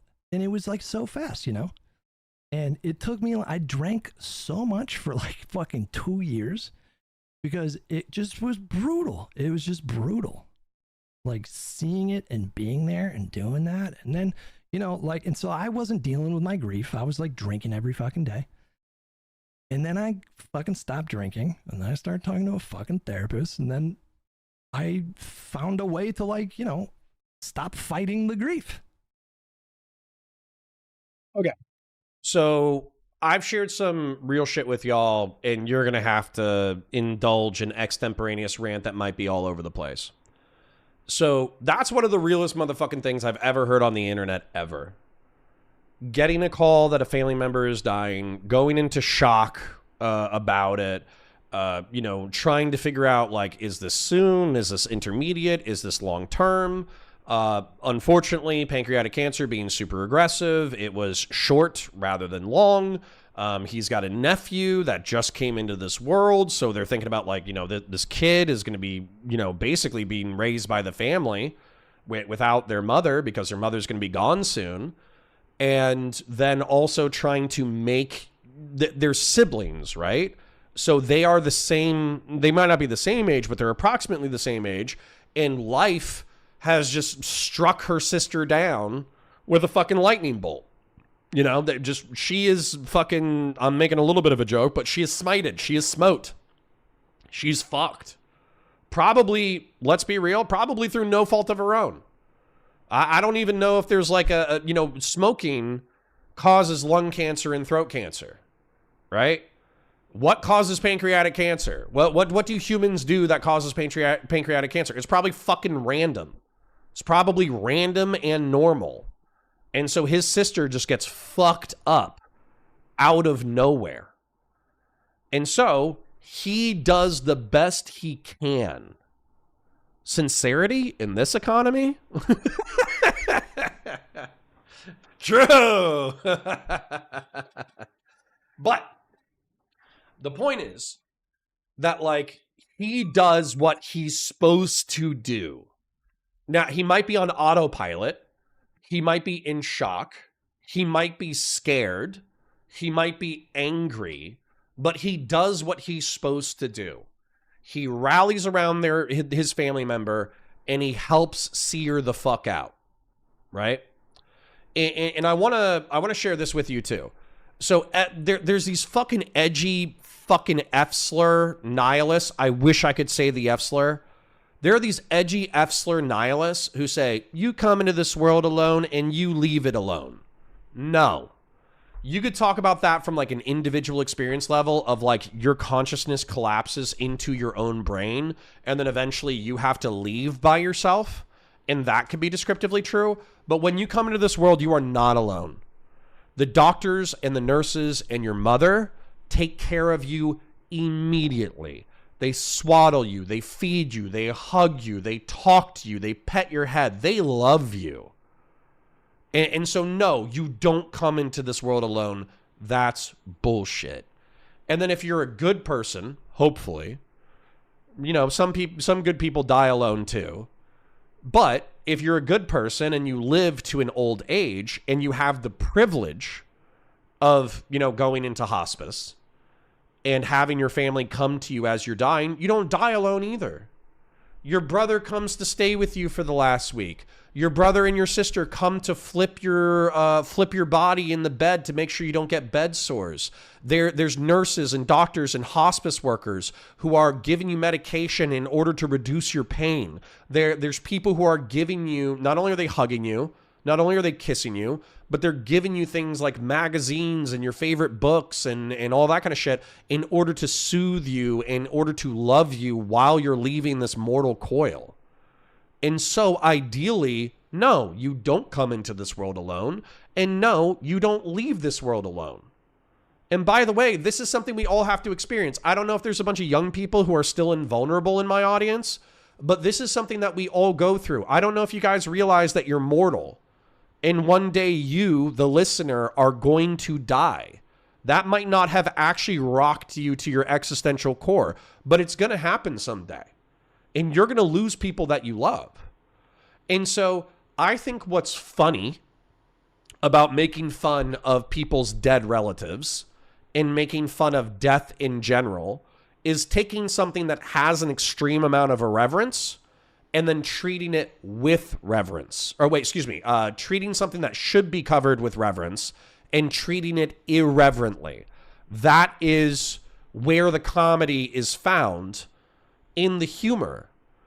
So if Hutch wanted to be irreverent about his sister's death, then the irony of being irreverent about something that deserves reverence, that's something that he can do. If I has his friend who loves him, and by the way, I'm not saying that we're friends and that I love him, I'm saying let's say that I was, then if I treat it with a certain amount of irreverence, but that actually gave him some humor and solace because the intent was out of love and not hatred, then that would be okay. But to shit on someone who has a reverent experience, not because you're trying to make it irreverent so they see some kind of irony or humor in the situation, but hoping that you drag them down emotionally, hoping that you break them psychologically so they relapse into drugs, hoping that you break them psychologically so they no longer want to associate with people that they want to associate with on a voluntary basis. You're a cunt. Whoever did that is a cunt, an antisocial piece of shit, and they should not be swept for. Okay? So if you want to associate with that person, go the fuck ahead. You know, like Queeman said, I don't make hard rules about association except for pedophiles. I think associating with pedophiles is bad. I think associating with lolicons is bad. I don't think you should do it.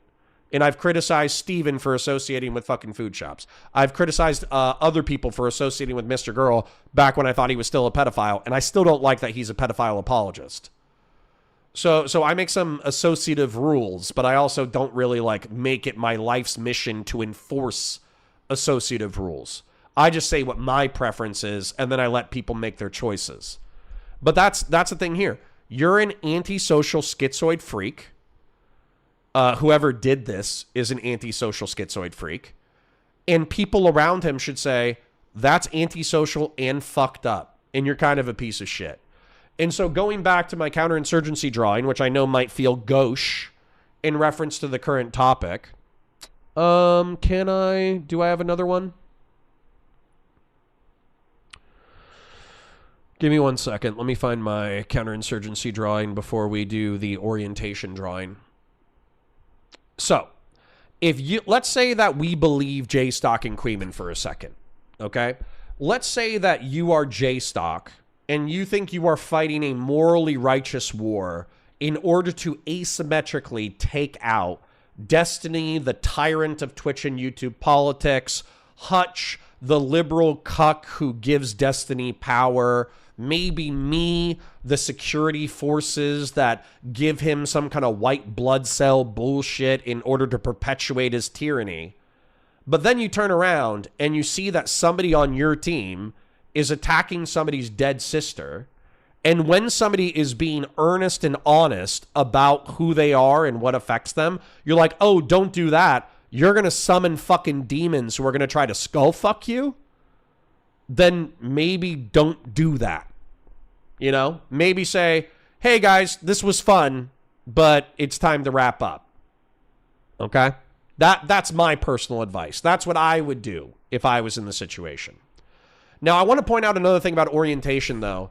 And I know a lot of you guys are atheists and anti-theists and you're edgy boys and edgy girls, which is fine. Take everything that I say for the next few minutes as metaphorical. Okay? Literally metaphor. Take it as a metaphor. Take it as mythology. Okay? But we live in a physical plane of light and shadow.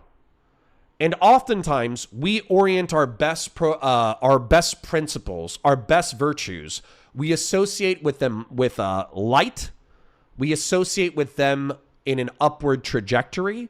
We associate them with growth and positivity. And we do not associate them with like the dirtiness, the mud, the revulsion, the blood, the sex, the everything that comes along with the mundane plane. And so when you're confronted with severe trauma, when you're confronted with existential questions, you have the capacity to orient yourself. And so what religion often says, not all the time, but I think often enough that it's worthy of note, they say, orient yourself towards principle. Be strong during trauma. Orient yourself towards the divine. Orient yourself towards virtue. Orient yourself towards truth. Orient yourself towards all these good things. And they oftentimes symbolically associate that with like light, life, pride, happiness, like humble pride, but pride, happiness, contentment, all that kind of shit, right? And also even like the tree of life. What does a tree of life grow as this like scraggly, twisted, corrupt, malevolent, shadowy shit tree? Or does it grow like the tree of life? Does it grow straight towards the light? Does it orient itself upwards with strength in its roots, strength in its trunk, strength in its midsection, strength in the leaves that reach towards the light, both physically and mythologically or metaphorically? That is one way that you can orient yourself. The other way that you can orient yourself is into the shadow, is into the mud, into the grubby dirt where snakes and pigs and all the foul creatures of our land, pigs are sweet, pigs are nice. Let's just keep it within the metaphorical realm. But where all the fucking ugly shit is, where the vulgar shit is, where the mundane shit is, where the nastiness is, where the cruelty is, where the mud is, where the blood is, right? And you can orient yourself towards those things as well. And the truth is, that's kind of visceral. That can be fun sometimes. Violence can be fun. Sex can be fun. Rolling in the mud, wrestling with pigs can be fun. But you have to figure out, what is your overall orientation going to be? Is it going to be towards light and virtue? Or is it going to be towards the mundane, vulgar, and ugly? And what I see from Jstlk in this scenario, and what I see from Hutch in this scenario, which I think is incredibly admirable, in Twitch and YouTube politics, but also in online media in general, we are rewarded for being bad. Destiny's definitely rewarded for being bad. The nastier he is, the meaner he is, the grosser he is, the more attention he gets. The more money, clout, attention, money he gets. Okay? But he also makes his life worse. More people hate him. Less people can be close to him. Less people can be his friend. And he has to kind of hope that the money makes up for it, in my opinion. Destiny kind of has to hope that the money makes up for his social isolation by pandering to humanity's worst impulses. But for me, I'll tell you for me, I like describing the ugly, the mundane, the vice-filled, the gross, because it's interesting, it's compelling, it's cool, it's weird, it's fucked up. But the way that I live my life, and the way that I'm trying to encourage you to live your life, is to orient yourself towards the light and virtue. And that's what I see with Hutch.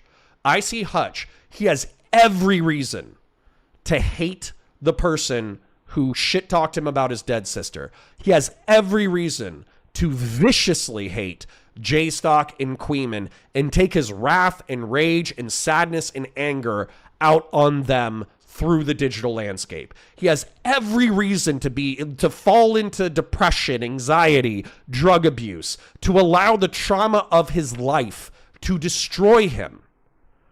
And instead what he does is he tells a story of love. He tells a story of how he loved his sister, of while he was weak, he tried to be strong. He helped his sister leave this mortal plane, and he was traumatized by it. And while he was traumatized by it, he fell into the mundane. He fell into the weak. He fell into the shadow. And he drank, and he did drugs in order to cope with the horror and trauma of what he experienced. But rather than letting that trauma kill him, rather than letting that trauma destroy him, he found people to help him reorient his life back towards virtue, back towards the light. And I think that's fucking beautiful. I really, I'm tearing up a little bit. I'm tearing up because, once again, Hutch has every opportunity to be a vicious, malicious, judgmental, vengeful cunt. And he doesn't. He says, that's not going to help me. It's not going to help you. So instead, I'm going to tell this story that I hope helps other people reorient themselves. And so seriously, guys, that's going to be the end of that rant. But I want you guys to, I know a lot of you are like anti-theists. I know a lot of you are atheists, which is fine. You don't have to believe in God. You don't have to be in a creator in order to understand this. Take it as metaphor. Take it as mythology. But what I really want for you guys is to think about the way that Hutch just oriented himself and how he just took an opportunity to be vengeful and he didn't take it. And instead, he told a story that helped him orient his life in a better direction and how it could help you orient your life into a better direction. I think it's fucking beautiful, man. I really do. And I'm tearing up a little bit, but I applaud Hutch for what feels like his earnestness. I applaud Hutch for his vulnerability. I applaud Hutch for his orientation. And I wish that more people were rewarded for engaging in that behavior. Because the truth is, this video would have gotten more likes if he had more views if he had freaked the fuck out. If he had said, fuck you, you're a piece of shit, I'm going to burn you to death, I'm going to make it my life's mission in order to find the people who have been making fun of me and ruin them. If he had done that, could have been a 50K, 100K view video. But he chose a different path, and I think it's noble. I think it's admirable. Anyways, I'm going to let it play a little bit more, and I'm also going to take a look at this. Hutch does against those to the left of him. Hutch is taking it out on those to the left of him. Well, hold on. So that's not that bad of a comment. I don't know why we moderated that comment. I don't think Hutch has gone scorched earth on Hassan. I don't think he's doxed him. I don't think he's swatted him. I don't think he shit on his personal life. I don't think he's made fun of his dead dog. I don't think he's made fun of his, failed pornographic relationships. I haven't heard any of that shit from Hutch. Maybe you got clips of him being like, ha ha ha, his dog's dead, fuck him, lol. Maybe you have a Hutch clip like that. I would be intensely interested to see that. And I would be intensely interested to know when that was shot. What I've seen Hutch do in reference to leftists is call out their bad ideology and talk shit about their political ideology. If you have any examples, like seriously, this is a challenge to Bass Eddie. If you have an example of Hutch going after a pro-Palestinian on a personal level, I would love to see it. Seriously, send me a clip. And I'll be like, oh shit.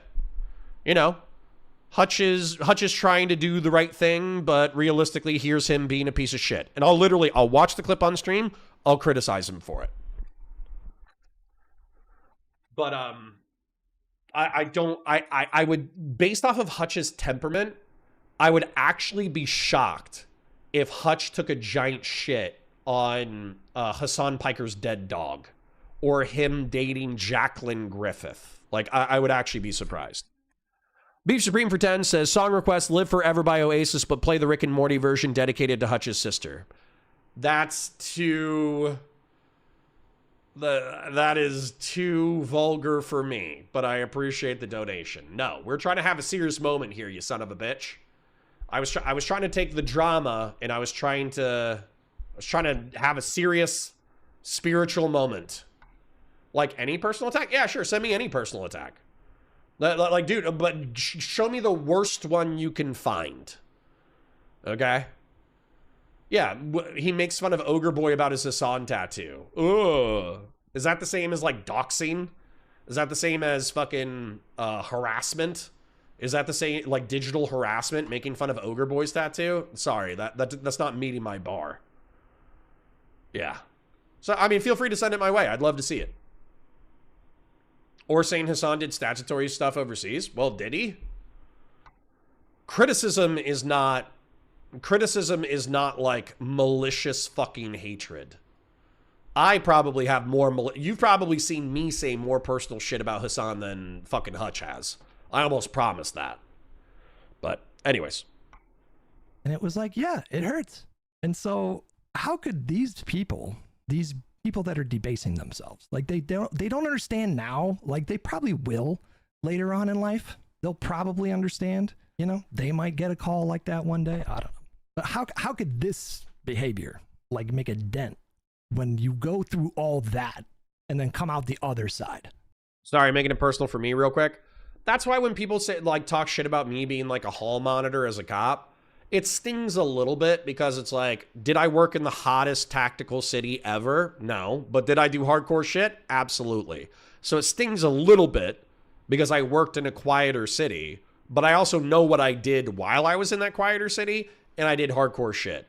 Same thing with, like, he's a Marine who killed babies. No, I didn't. What's the other thing? The divorce. Well, I was open about the divorce. So, like, what are you going to say? You know, what are you going to say? You were a family guy and a wife guy, and now you don't have your wife anymore? I still have my kids. I still love the fuck out of my kids.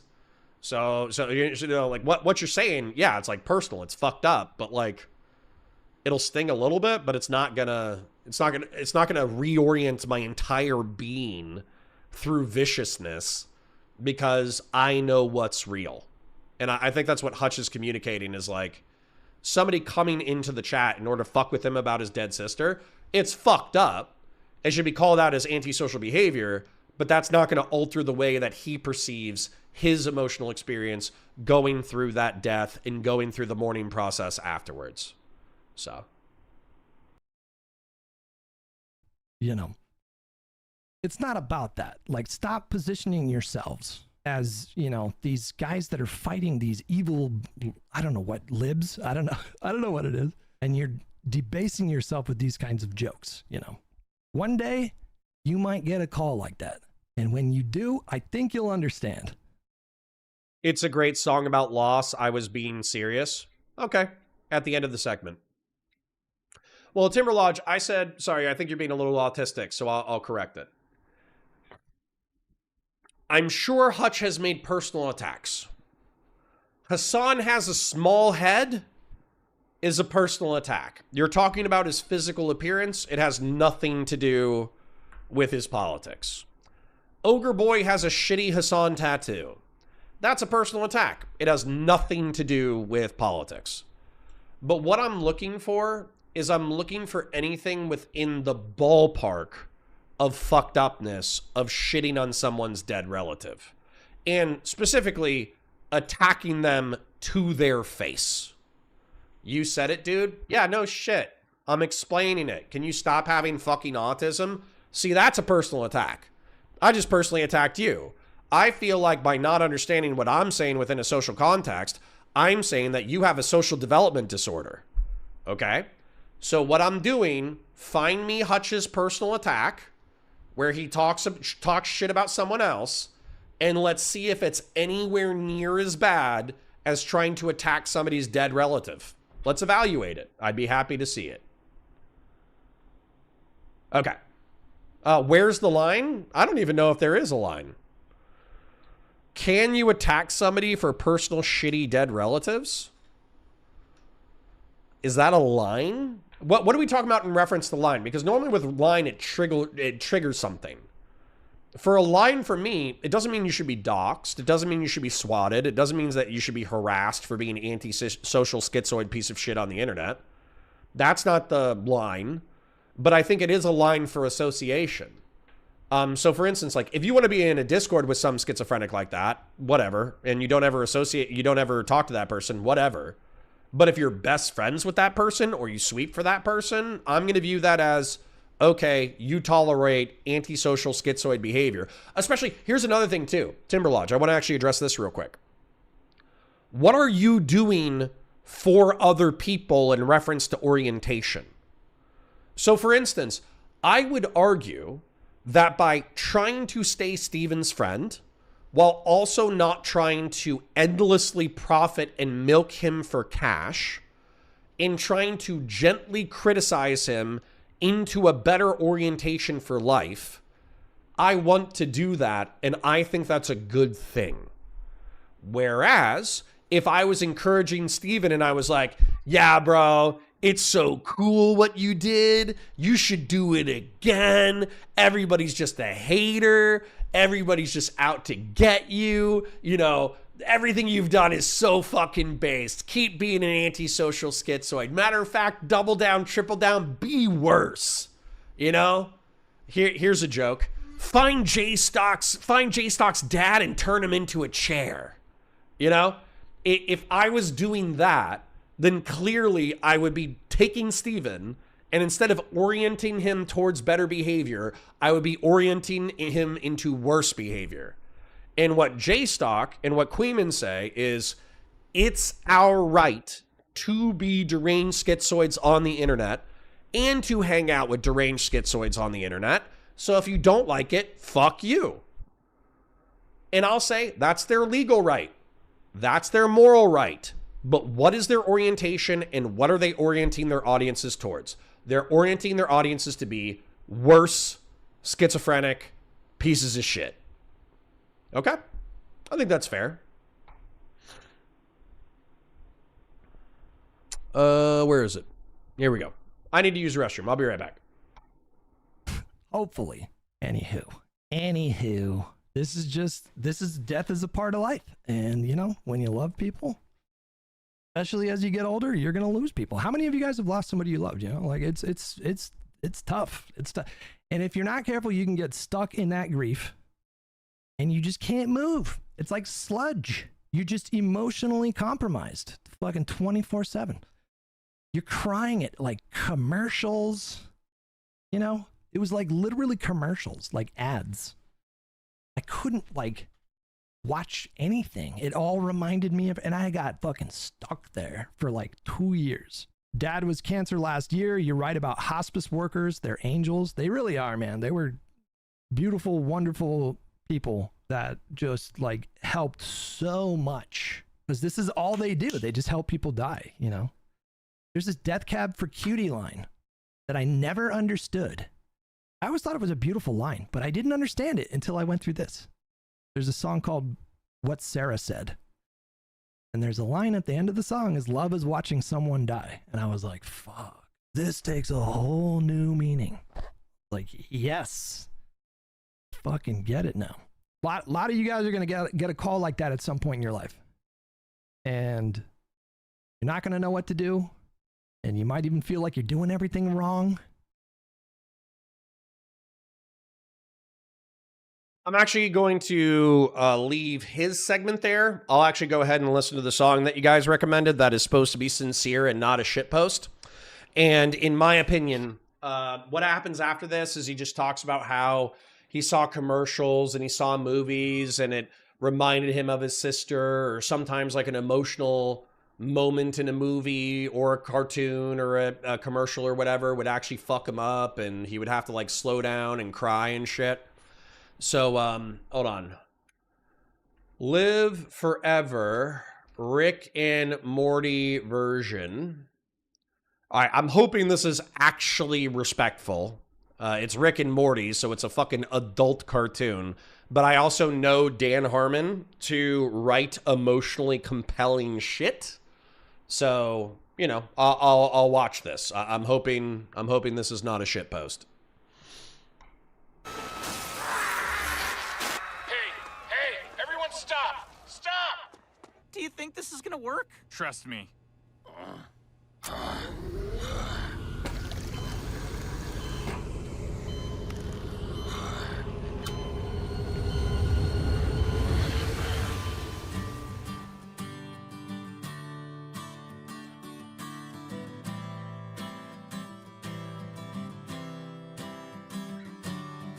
Maybe I don't really want to know how your garden grows, 'cause I just want to fly.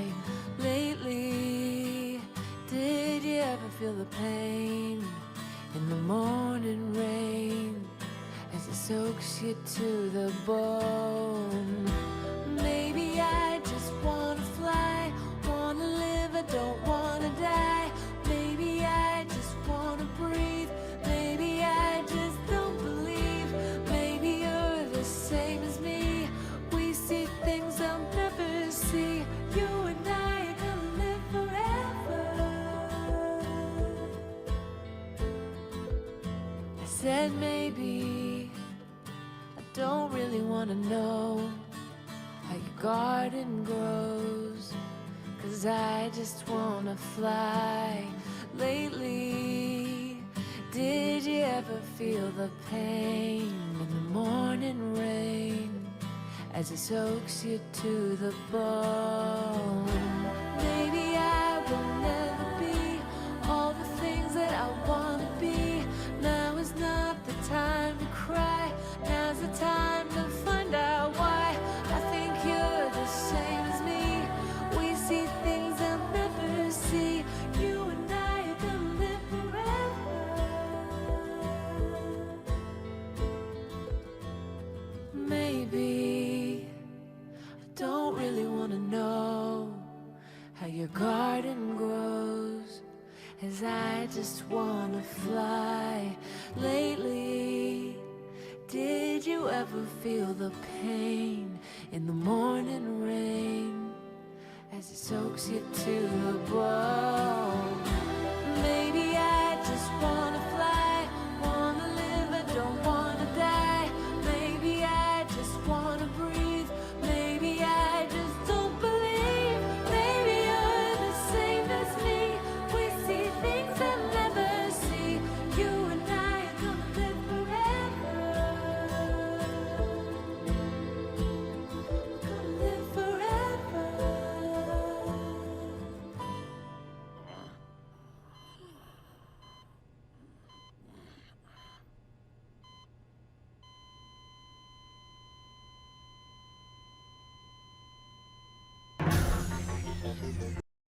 Yeah, that was pretty good. Number one, the cover was good. Number two, the story was good. There was another one. I'm not going to play it now because it's not related. But one of the times that like Rick and Morty like punched me in the chest was, what is it? There's some episode where Rick realizes he's such a fucking big piece of shit, and he wants to kill himself. So he goes into the garage and he drinks like poison so he can, you know, like knock out or whatever while he's going to kill himself. He pulls out a fucked up experiment that he had clearly frozen with the plan of trying to like heal it, because it was like a fucked up Cronenberg creature or whatever, and it's in like pain and agony. And so he pets it a couple of times and then he uses the laser in order to fucking kill itself. Or kill it, I suppose, like euthanizing it, because he knew he wasn't going to be around to try to fix. He wasn't going to be around to fix his fucked up experiment. And then And then he like puts his head into the laser in order to fucking kill himself, but then the poison overwhelms him and he knocks out. And I was like, oh, and like the laser misses him by a fucking inch. And I was like, holy shit. Like I just watched somebody's like emotional and spiritual collapse, the euthanasia of a failed, you know, pet in agony, and a suicide attempt that failed in like 2 minutes. It just absolutely fucking, you know, crazy.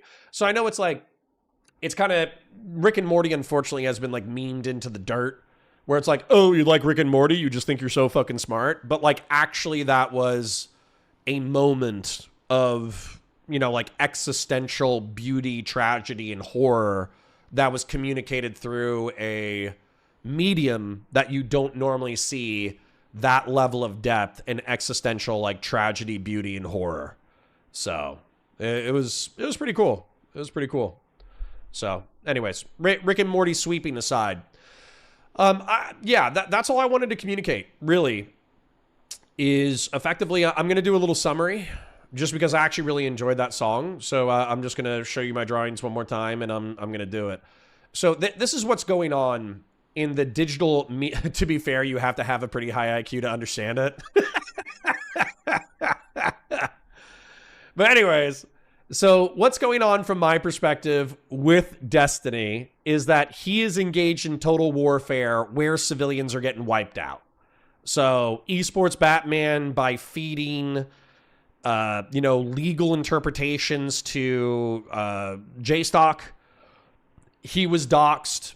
Doobie, I don't think I've seen any evidence, despite him being Varys the Spider and running around in the background of Twitch and YouTube politics and hating Destiny. I don't think I've seen any evidence of him doxing, swatting, harassing, not yet.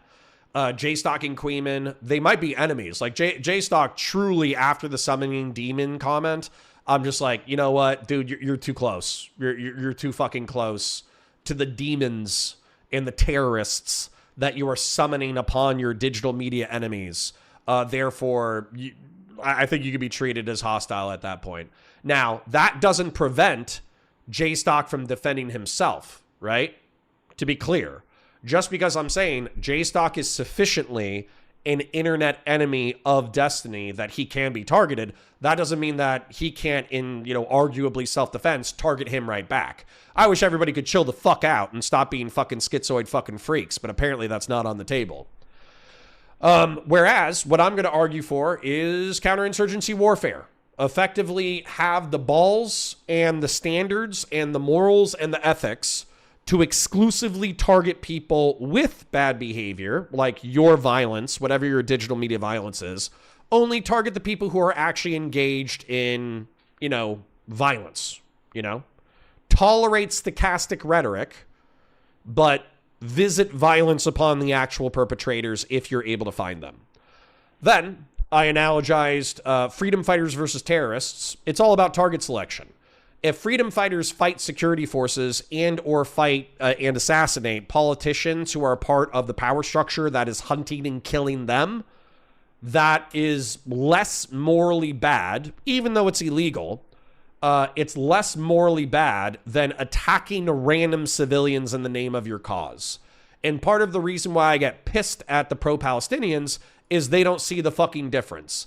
Not only do they not see the difference between total warfare and counterinsurgency operations, and they just assume if civilians die in these conflicts whatsoever, the United States might as well be engaged in total warfare. Not only do they make this moral distinction, they don't make this moral distinction. They make no moral distinction between attacking the dictator or president or prime minister of a country, attacking those who give him power, and attacking security forces versus attacking random civilians. And that's the kind of like stupid shit that I'm so happy I now have a drawing to point to.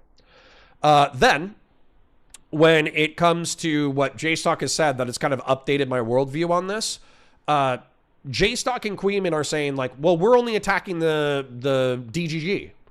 We're attacking the security forces. We're attacking the people who give Destiny power, which Hutch does as an orbiter.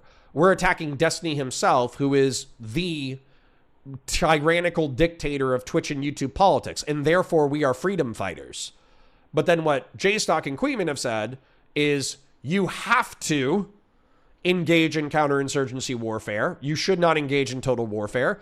And then also, Jstlk has said, oh, well, I don't like that this guy attacked Hutch's dead sister, which I would analogize to attacking random civilians, but I'm going to tolerate him being in my presence. And then also, Hutch saying that attacking Hutch's dead sister is a bad move because all it's going to do is summon demons from my team in order to annihilate Hutch. So at that point, it's kind of like, fuck you. You know, you get what you get and you don't get upset. So it is what it is. Then I like this one too, because this deals with what Hutch did. Hutch could have been vengeful. Hutch could have been vindictive. Hutch could have thrown his audience behind Destiny in order to prosecute this war. But that's not what he did. He actually turned the other cheek. Hutch did an incredibly Christian thing, in my opinion. Even if he's not a Christian, even if he's not religious, he did something meaningfully Christian in the way that Christ most would applaud. You know, Christ probably wouldn't applaud, crusaders rolling through the streets of Jerusalem, beheading Muslim children. He would most applaud people turning the other cheek and trying to extend love and charity to those who least deserve it. And that's what Hutch did. And so, for me, I think Hutch is a noble character. I think he deserves applause. I think that turning this into a moment to say, hey, I was oriented towards the bad shit. I was oriented towards drugs. I was oriented towards self-destruction and hatred and self-hatred and outward hatred and resentment. And I stopped myself and I reoriented myself and now my life is better. I think that's fucking beautiful. And so I want to, I guess in closing, I want to thank Hutch for sharing his story the way that he did. I want to thank him for conducting himself the way that he did. I find it deeply, deeply, deeply fucking admirable. I want to encourage Destiny to maybe consider what Hutch did and just think about the way that he's conducting himself and whether or not he wants to dial it back into counterinsurgency operations at minimum, or maybe even stop the war at maximum. And yeah. And then I would also want Jstlk and Queeman to consider what they're doing with their lives. Like, are you orienting yourself towards virtue, towards the light, towards a good life, towards having good relationships? Or are you wallowing in the dirt and scrubbing around with the snakes and the fucking pigs of the world in order to get some kind of like visceral enjoyment out of it? So beautiful. Thank you, Hutch. I really appreciate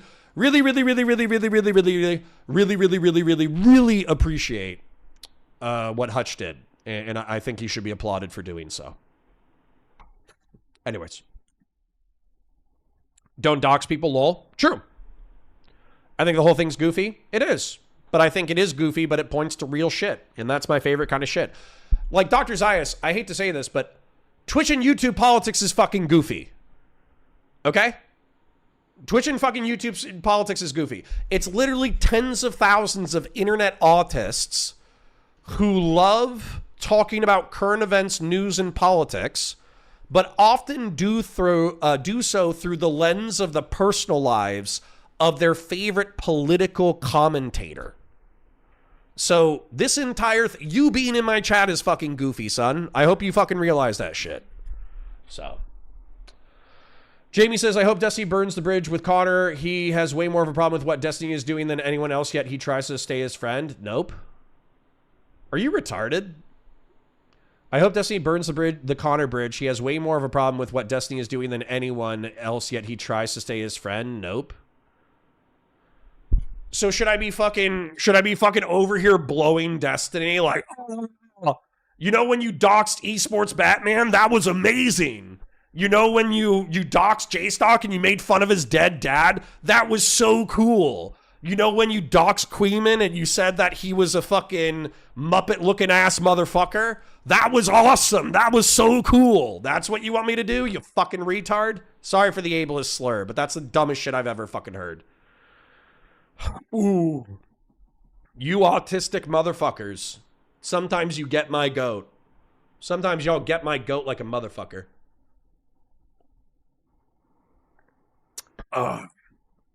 Ali says, since Jstlk is Canadian, does this make it international terrorism? Absolutely.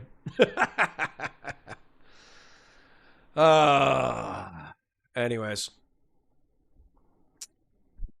Dan Blow says he's not just tolerating the presence, he's defending the behavior at this point. You're just a leader who doesn't make his own hands dirty.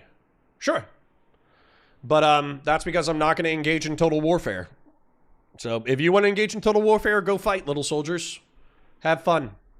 Have fun in your goofy ass fucking digital war. It's not my bag. I think it's entertaining. I think it's very entertaining. It's funny. It's cool. It's not cool. It's not cool. It's actually the opposite of cool. It's very funny and it's very entertaining. That's it. Once again, I'll say this again. As a content creator, I would like to thank Steven for giving me endless content that satiates my drama brain. As his friend, this is some of the dumbest shit ever, and I think it hurts him. So, thanks for the content, but I think you fucked yourself. Yeah. Is that what I said? No, I said you have more of a problem with him than the others, you dickhead. What the fuck does that have to do with anything? Your friends can't criticize you? That just kind of tells me that you've never had a real friend, King. Go get a real friend. Go get somebody who tells you that you're fucking up. That's a real friend. A bad friend will let you fuck up without saying anything. A good friend will help you fuck up. A great friend will tell you when you're fucking up. So, anyways. Oh. All right. Like the stream, share it with your friends, engage with chat, super chats if you got them. I'm going to thank the people who have donated, and then we're going to move into some fucking Geopoll. God, I fucking love snacks.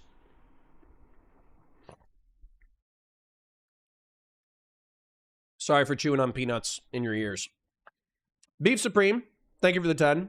Sean Cap, and by the way, that was an excellent cover. I'm sorry for prejudging the song. Thank you. I was wrong. You were right.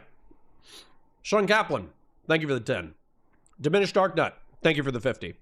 Jen Winkler, thank you for the 5 gifted. Vazraka, thank you for the gifted. Fashion 40, thank you for the 5. Sleepy Otaku, thank you for the 5. Christian Valeris, thank you for the 50. I appreciate you guys. Thank you so much for supporting. Taze is a great friend.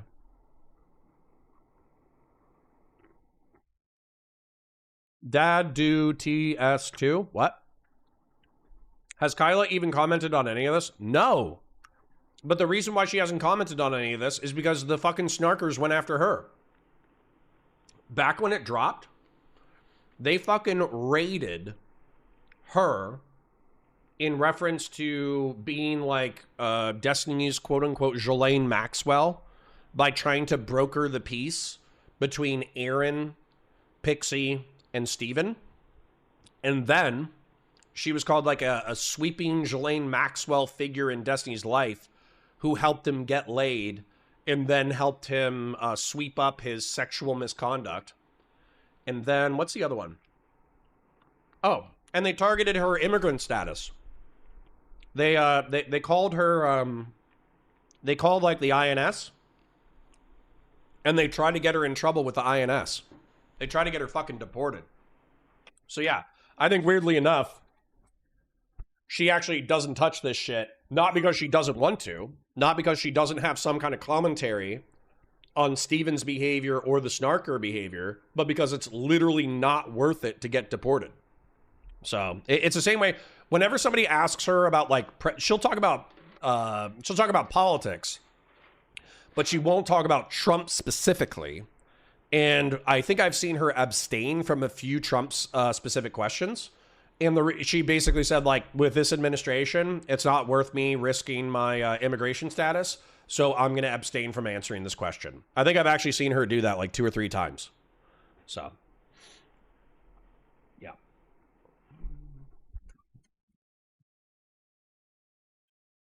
Machiko says, I think it's gross too, but it's the internet. Sure. But that doesn't mean we can't orient ourselves towards better things. Connor, apparently the DNC finally released their 2024 autopsy if you're interested in doing politics today. We're going to do Geopoll. I don't know if your setup has changed recently, but your screen is somewhat visible in the reflection. Don't open anything secret. Okay. Whoops. What the fuck is wrong with people? That's insane. Well, yeah. Man, these people have no conscience. Which is why she just sticks to politics and the red pill. Yep. All right.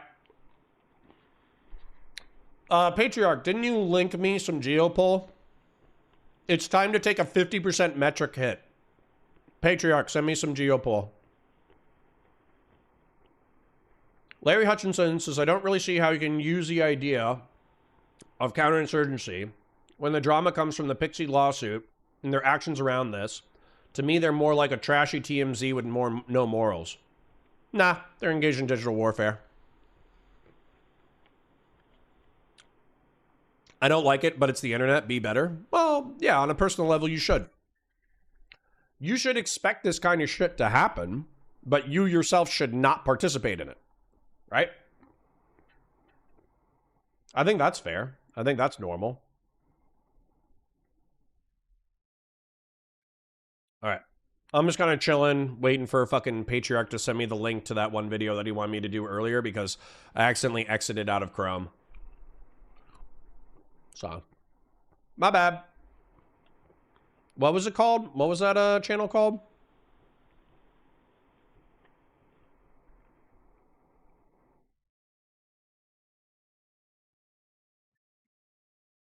All right. Well, now it's going to be dead air because you're taking too long to send me the fucking link. I guess I could check my history. Bum, bum, bum, bum, bum, bum, bum.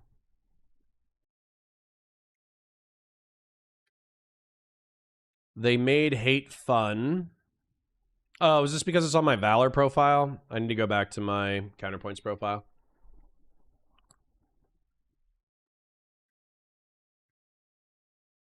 Sign in again. Next. I'm not sharing my screen. That's good. God damn it.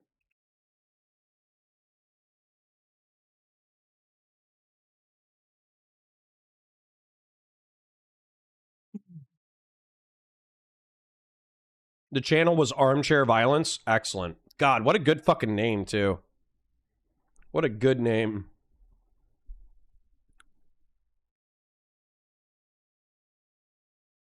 Armchair Violence. Da da da da da da da da da da da da da da.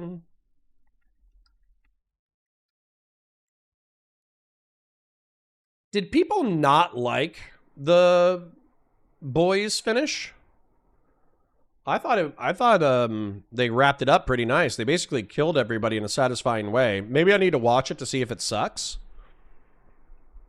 But dude, this guy is doing... Dude, we don't even need to make our liberal fucking self-defense channel. This guy's already doing it. This guy's... Just go watch this guy. This guy's already doing it. Where the fuck is... Thank you. Here we go. I keep hearing something about... Sarcasmatron. This was one of them for sure. All right. Anyways, since I have a bunch of 3,000 IQ gigachads and gigastacies who want to actually watch something that stimulates their brain, and they don't want to endlessly talk about internet schizoids fucking shitting on each other digitally, I am compelled to take a 50% hit in my viewership and a 50% hit in my donations in order to anon another episode of Connor Hates Making Money. This isn't my fault.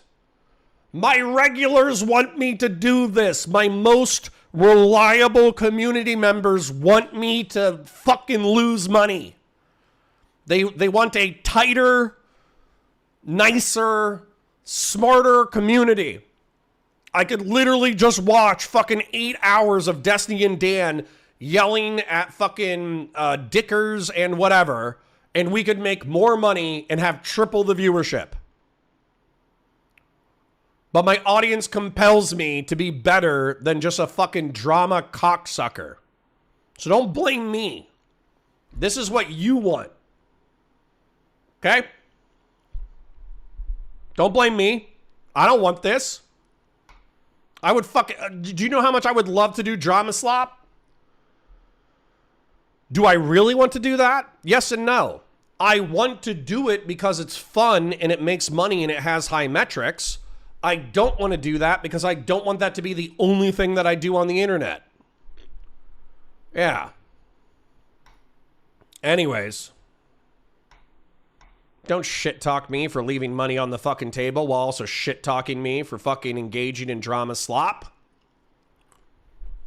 You sons of bitches. Anyways. I promised Christian Valera's fucking Geopol. I promised Patriarch and Arthur Geopol at least once a week. So that's what we're going to do. If there will be more drama slop tomorrow, I promise. I promise. All right. Hi guys, welcome to Counterpoints. My name's Connor. I'm a science fiction, politics, and philosophy nerd. A Marine Corps and law enforcement veteran. I would argue a real Republican. I try to be a Republican with honesty, integrity, nuance, and objectives, which is difficult these days. But we have a video essay called The Wars of Donald Trump. And because my 3000 IQ, Giga Chat, and Giga Stacy audience bully me into doing so, we need to do some geopolitical analysis. So let's take a look at the content and break it down. I keep hearing something about Trump that I feel compelled to settle before the election, just for posterity. Have wars? I had no wars other than ISIS, which I defeated, but that was a war that was started. We had no wars. I could stop wars with a telephone call. Donald Trump didn't start any new wars. So we are told. I know the statement is never really meant literally. Wars did start under the Trump presidency, and while you can say none of those wars involved American soldiers, by that standard, Biden also started no new wars. What people really mean, of course, is they didn't feel at war, unlike with Ukraine and Gaza. What most people who complain about the forever wars care about is not the human cost of the actual conflict, but the psychic inconvenience of being made to think about those conflicts. The problem for any president is that that feeling is mostly a function of media coverage more than anything material. So, what I want to do today is make up for what the media didn't do 4 to 8 years ago. Let's talk about the wars of Donald Trump. So, you've been elected president. It's your first day in the Situation Room. What 3 questions do you ask your national security experts about the world? What we want to do, when we want to do it, and how hard do we want to hit? Because we are going to have to hit very, very hard to knock out ISIS. It's worth remembering that Donald Trump didn't start his campaign as the End the Wars candidate. Trump was criticizing the war, of course, but it was in the context of, one, the traditional Republican complaint that humanitarian rules of engagement is getting in the way, and if you watch the debates, you'd be forgiven for not being able to tell which candidate was running the most anti-interventionist campaign. And I voted against Barack Obama's plan to use force, and it was the right decision. Of Barack Obama and Hillary Clinton's foreign policy, and sadly, too many establishment Republicans in Washington, is they focus on issues unrelated to protecting this country. They focus on nation building. They focus on toppling governments to promote democracy. We should go to war when it is our direct interest. We should not be policemen of the world. Not particularly in favor of us going to war in Iraq. It wasn't just Trump who was looking for a way out of the Iraq War's shadow. But there was one man on the stage who didn't really have the luxury of being able to distance himself from George Bush. So here's the deal. I'm sick and tired of Barack Obama blaming my brother for all of the problems that he's had. While Donald Trump was building a reality TV show, my brother was building a security apparatus to keep us safe, and I'm proud of what he did. And he's had the gall to go... Jab.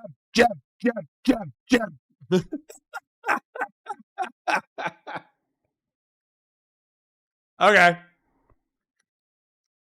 I'm happy he didn't, say please clap afterwards. But those I'm trying to think of how to phrase this.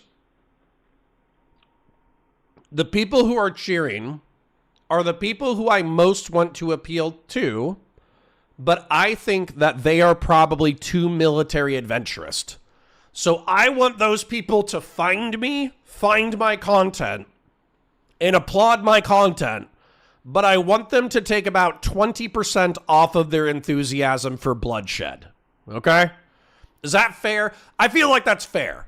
Like, let's go out there, let's kill some jihadists, let's kill some communists, but let's do so in a smart and cheap way. You know? Do I like Jeb? Fuck yeah. I wish Jeb and George had switched places. I think Jeb would have been moderate enough to not fuck up the war on terror the way that George did. Yeah, I like Jeb. You don't like Jeb? What's wrong with Jeb? What's wrong with low energy Jeb? Jeb should have won. Anyways. Real Serious for 100 Argentinian says, drama slot may give you money, Connor, but can it feed your soul? Sometimes. It can feed the ugly part of my soul. Like, if we go back towards that orientation map, we are creatures of both light and dark, so it can feed the dark part of my soul. That's absolutely true. Connor criticizing bloodlust. I'm a bloodlust enthusiast. I'm just not a bloodlust maximalist. You know what I'm saying? The World Trade Center came He's down had the during gall your to go brother's after reign. my Remember mother. that. Hold on. I want to tell you, they lied. Okay. They said there were weapons of mass destruction. There were none, and they knew there were none. There were no weapons of mass destruction. All right. Governor Bush. This exchange, more than anything else, is what set Trump up as the anti-war dissident more than anything else. What are we doing? We have to rebuild our country, but we have to. I'm the only one on the stage that said, do not go into Iraq. Do not attack Iraq. Nobody else on this stage said that, and I said it loud and strong. And it's tempting to say the reason this worked was because Trump was lying, and people simply didn't know that Trump was lying and that he had also supported the Iraq War. But I don't think that matters. I think what mattered was that Donald Trump wasn't a politician. That allowed him to claim that it couldn't be his fault that we invaded Iraq regardless of if he supported it. He had been lied to. How could he have known better? His alibi is every Republican's alibi. It is now the alibi of 70% of Americans. Implicating Donald Trump is to implicate oneself. And for the conservative movement as a whole, this represented a breakthrough. Going along with the lie that Donald Trump was against the war was a way of creating a big lie. That the Iraq War was really just a creation of elites, or elites, rather than the conservative movement itself, which had spent 2002 feverishly working to turn American politics into a fetid neo-McCarthyite mire, in which people were simply too scared to dissent against the Bush administration. And that big lie is just what the Republican Party needed to get the albatross of the Iraq War off their neck, even as they campaigned on a platform of saturation bombing for northern Iraq. We ought to start with using our incredible air power advantage. The first Persian Gulf War, we launched 1,100 air attacks a day. Obviously, you're not going to accomplish all of your goals without some collateral damage. Somebody criticized me the other day because they asked me what I'd do, and I said, I'm going to bomb the shit out of them. It's true. I don't care. I don't care. They've got to be stopped. And this dovetailed well with the other fight Donald Trump had with Jeb that night. And to allow Russia now to have influence in Syria makes it harder, but we need to destroy ISIS and dispose of Assad to create a stable Syria so that the 4 million refugees aren't a breeding ground for Islamic jihadists. This is the problem. Donald Trump brought up the fact that he would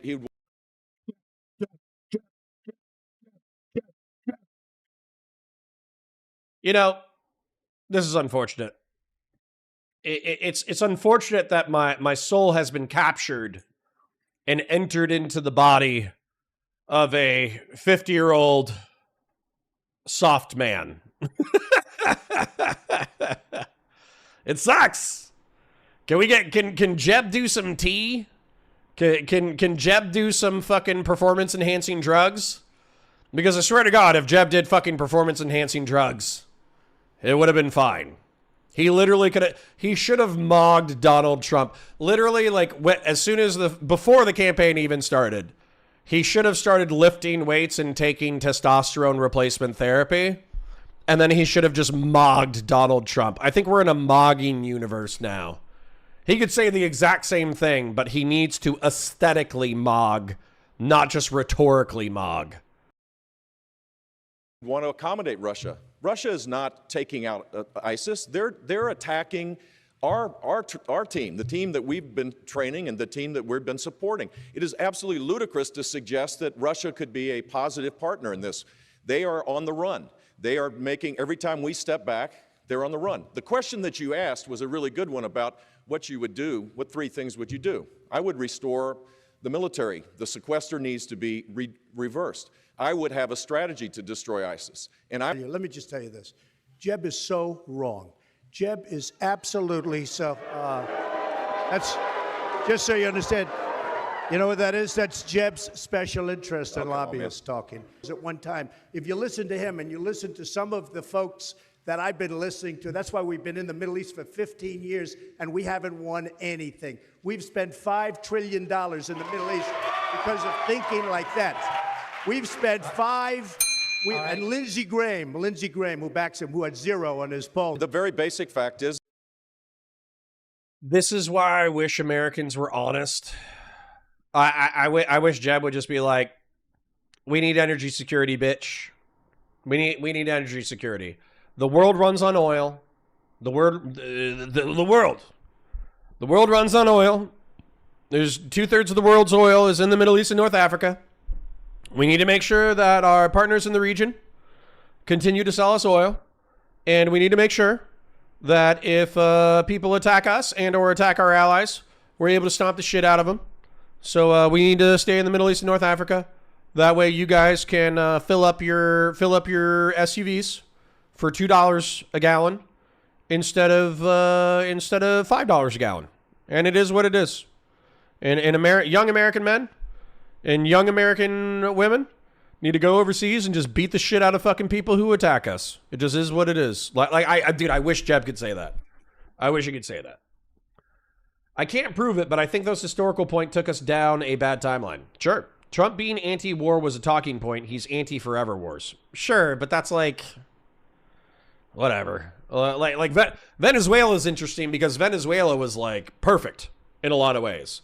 Didn't solve the problem, but it sure as fuck wasn't a forever war. We literally showed up, kicked him in the dick, and dipped out. Which, if you want Americans to support a violent conflict, that's the best way to do it. Anyways. Is that Vladimir Putin is not going to be an ally of the United States. The whole world knows this. It's a simple, basic fact. I've got a question from a guy for Senator. who gets his foreign policy from the shows. Oh, this yeah, is a guy who thinks that Hillary Clinton was a great negotiator in Iran. We're living in dangerous times. In New Hampshire. This is a man who insults his way to the nomination. Donald Trump's softness on Assad, if not outright support, is the other issue which was used to paint Donald Trump as a break with neoconservatism. But listen to the argument. We're going to also have to learn who our allies are. We have allies, so-called allies. We're spending billions and billions of dollars supporting people. We have no idea who they are in Syria. Do we want to stay that route, or do we want to go and make something with Russia? I hate to say Iran, but with Russia. It's not an argument for non-interventionism, but for shelving one priority, human rights, in exchange for an approach based on fighting the one great ideological foe, with a tacit implication that nothing is lost because Arabs aren't capable of democracy anyway.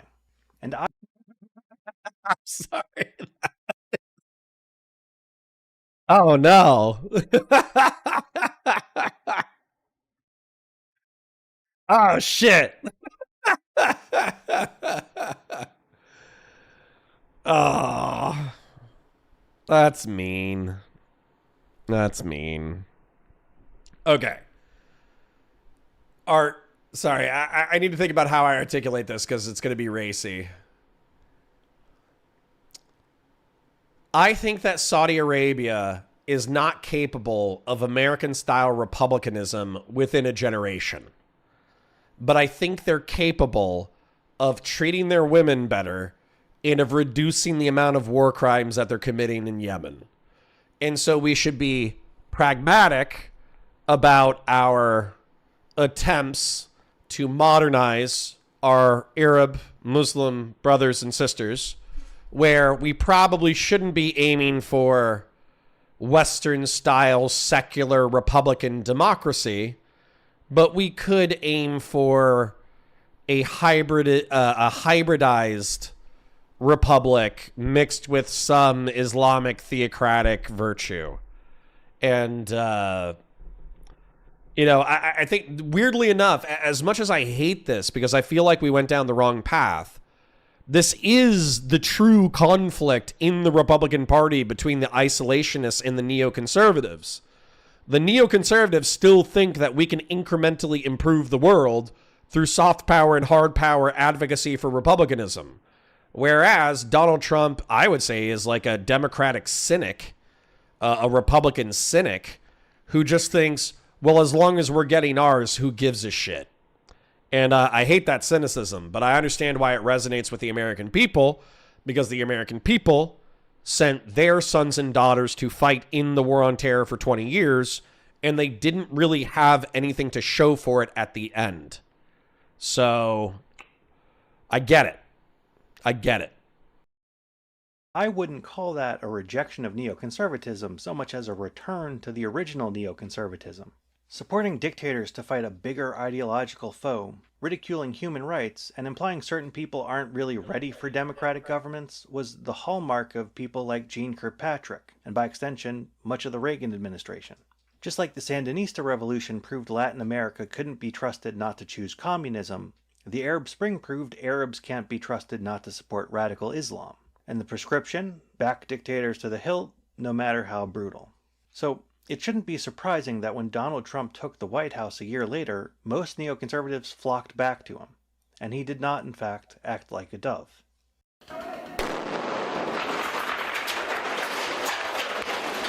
Huge bomb had just gone off. With a pro-Assad candidate in the White House, Assad reasonably assumed he'd been given a green light to handle the rebels as he saw fit. Demon King Drago says, my veteran father-in-law said that it's hard to get regular people to act in the Islamic world because their favorite phrase, if God wills it. Now, is that a little spicy? Is that a little ethno-religious, linguistically bigoted? Sure. But once again, I think I told you guys about what I heard from the counter-intel community, is that like, hey, let's meet at 2 p.m. on Saturday at this cafe. And they were like, Inshallah, I will be there. And then the fucking guy, their human source, they would go hang out there at 2 p.m. They would wait until 3 and then they would leave. And then they would get a text message at 7 p.m. saying, hey, I'm here. You know, where are you? So, you know, inshallah is a power cultural trope. By the way, hold on. Let me share a little bit more bigotry with you. So I love whenever like online white liberals get insulted at your description of experiencing a foreign culture. So as an example, I went to a mixed black and Haitian wedding. Okay? Mixed black and Haitian wedding. It was supposed to start at 2. The bride told my mother, because it was one of my mother's students, to show up at 5 because that's probably when the ceremony was going to start. We showed up at 5. We waited 45 minutes for the ceremony to start. Then we got into the banquet afterwards, and it was a beautiful banquet. Plenty of money was spent on it. These people had money. It wasn't about money. It wasn't about poverty. And they had beautiful flower arrangements, beautiful banquet, beautiful this, beautiful that. The fucking black people in attendance were heckling the DJ and heckling the master of ceremony. The master of ceremony literally said, hey guys, we need to get through like the speeches and we need to do this and we need to do that. And literally the fucking black members of the audience heckled him. And then 10 minutes later, when he tried to get them to shut up again, they heckled him again. It was fucking crazy. In a white person wedding, that would have, number one, it never would have happened. Number two, it might have started a fucking fist fight. That was fucking crazy pants. So, anyways, if you're a white liberal and you want to get offended at my description of a Haitian wedding, feel free to give me a VC call about it. I would love to go into even more exhausting detail about the time that I attended a black Haitian wedding. So anyways, Anonymous Chatter says, excuse me, it's cogsucker to you. You could also use your favorite of all time demeaning idioms again, cog sleeves. True. Also, I was 15 minutes behind, so that's out of context. It's the retreat back to corner context. Okay, sweet. Black Haitian is an oxymoron? No, it's not. I'm saying that separately. Haitian was one group. They were of African descent, but they were Haitian, and they spoke French, French Creole, and English. When I say black, I mean African American. I mean that they speak English, and they've been in the United States for between 200 and 400 years, and they're Americanized black folk. So when I say a black Haitian wedding, I mean one half of the family is black, one half of the family is Haitian, and they fucking did not like each other. They did not get along. Anyways, I need to use the restroom. I'll be right back. Now to the apparent chemical weapons attack this morning in northwest Syria. The casualty counts range from 58 dead to over 100. Either way, it was one of the worst such attacks in the country's 6-year civil war. Instead, Trump saw this as personally embarrassing to him, since a chemical weapons attack is the sort of thing that his ambient toughness is just supposed to automatically deter. So Trump demanded the Pentagon assassinate Assad for him. And at this point, it was suddenly the deep state which protected Assad from the anti-war populist. The Secretary of Defense simply countermanded the assassination order and waited for Trump to forget. Stymied, Trump settled on a smattering of Tomahawk missiles. The candidate who was supposed to team up with Assad to defeat the terrorists instead ended up doing what Obama wouldn't and bombed Assad, but only enough to look like something without actually changing anything. President Trump says he will respond forcefully to what he calls the atrocious use of chemical weapons by Syria's government. The regime is suspected of attacking the rebel-held town of Douma outside Damascus with a chlorine agent. More than 40 people reportedly died. The president said a U.S. response is imminent, and it may extend to Syria's allies, Iran and Russia. So much for deterrence through strength. When Assad did another chemical weapons attack a year later, Trump responded with a slightly larger set of airstrikes, after again being talked down by Jim Mattis. But even that was enough to spook the Russians, who organized a massive disinformation campaign about the attacks. That disinformation campaign immediately convinced the alt-right that Trump had betrayed them, and Trump started to realize he might be losing his base. And so, he did another 180. Tonight, President Trump is defending his plan to pull U.S. troops out of northern Syria. We only have 50 people in that area. That's a small sector. And I don't want those 50 people hurt or killed. The president tweeting, it's time for us to get out of these ridiculous, endless wars. As ISIS had expanded east into Iraq, the only force that seemed to stand between it and Baghdad were the Iraqi and Syrian Kurdish forces. This made them a key partner for the American-led coalition that intervened to push ISIS out of Iraq. But when ISIS was defeated, that still left the problem of what to do with an ally that was permanently reliant on Western air power to keep themselves safe. Staying in northeast Syria would mean keeping America in an open-ended military commitment to Syria. But leaving Syria would mean letting the Kurds get crushed between Assad and the Turks at a time when they were busy policing the underground remnants of ISIS. By withdrawing troops from northeast Syria, Trump had opened the Kurds up to an attack from Turkey, but the Turks, not wanting to risk its own troops, sent instead their Syrian proxy force. A force that included former Al-Qaeda affiliated fighters, who did Al-Qaeda-like things like chopping heads off of female Kurdish POWs. The withdrawal ended up costing over 1,000 people their lives and creating 300,000 refugees, and Trump was probably expecting to get thanked for ending a potential quagmire. Sorry, I heard chopping heads off of female Kurdish POWs, so I'm going to rewind about 60 seconds. Sorry if you have to re-listen to it. The president tweeting, it's time for us to get out of these ridiculous, endless wars. As ISIS had expanded east into Iraq, the only force that seemed to stand between it and Baghdad were the Iraqi and Syrian Kurdish forces. This made them a key partner for the American-led coalition that intervened to push ISIS out of Iraq. But when ISIS was defeated, that still left the problem of what to do with an ally that was permanently reliant on Western air power to keep themselves safe.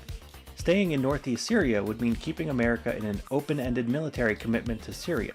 But leaving Syria would mean letting the Kurds get crushed between Assad and the Turks at a time when they were busy policing the underground remnants of ISIS. By withdrawing troops from northeast Syria, Trump had opened the Kurds up to an attack from Turkey, but the Turks, not wanting to risk its own troops, sent instead their Syrian proxy force.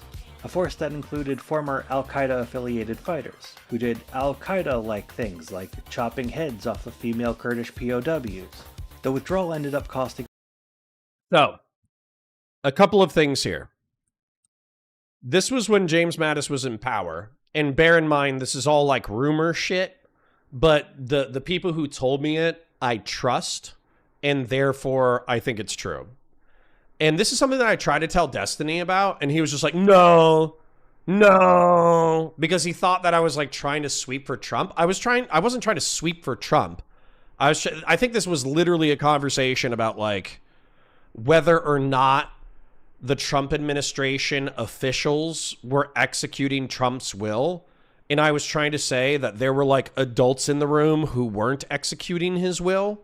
And somehow that got twisted into me sweeping for Trump. And then he told me to get Trump's cock out of my ear. I could totally be misremembering and combining several conversations. But his casual dismissal of what I'm about to say actually really pissed me the fuck off. So anyways, when we were withdrawing from Syria, I think General James Mattis was still in charge. And effectively, the military knew that the Syrian withdrawal was going to be disastrous for the Kurds. And so what we did eventually withdraw, but we delayed it by doing TAD, temporarily assigned duty. And so I have an officer friend who was in the army who basically did like logistic support for SF. And so what they did in order to juice the numbers of how many troops were in this region is they temporarily assigned dutied them to Iraq, then they TAD'd them to Kuwait, then they TAD'd them to Iraq, then they TAD'd them to Kuwait. And effectively with like TAD guys, since it's temporarily assigned duty, they get reported differently than like troops who are in a deployment. And so as a result, they were able to increase the numbers of the amount of people who were still in Iraq and Syria while they were doing the withdrawal, because Trump basically said, just yank everybody out. And so the military had to like, they literally disobeyed the direct order of the commander-in-chief in order to withdraw safely in such a way that they wouldn't get Americans killed, and so they could reduce the casualties of Kurds who were about to get turbo fucked by Turkey and Syria. So that was interesting. And then another thing that a guy said, one of my intel friends, who was a Marine intel friend, luckily enough, he's actually going to be moving back into town, and I'm going to get to hang out with him more. But one of my Marine Corps intel friends, he was saying that he actually got assigned to Syria, and he basically had to like fight tooth and nail in order to get that deployment because he wanted a combat deployment so fucking bad.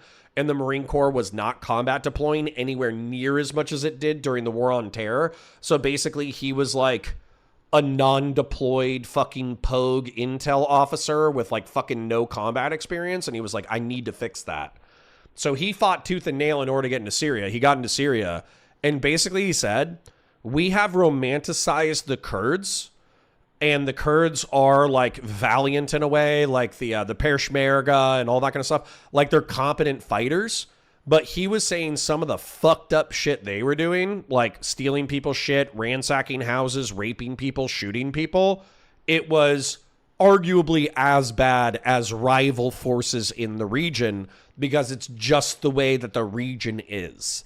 So we have this like valorized, wholesome perspective of Kurdish fighting forces, but some of the Kurdish infantry in eastern Syria were vicious cunts.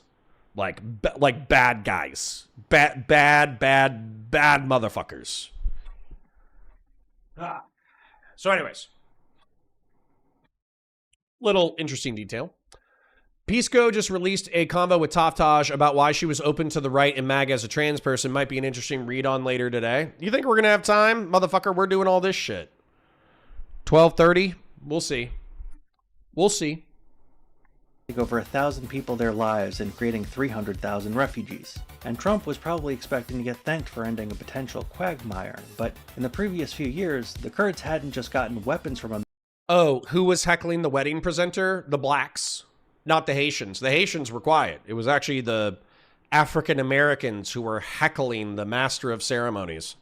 They had also gotten a massive amount of good press. So when he screwed them over, the reaction ended up being, well, negative.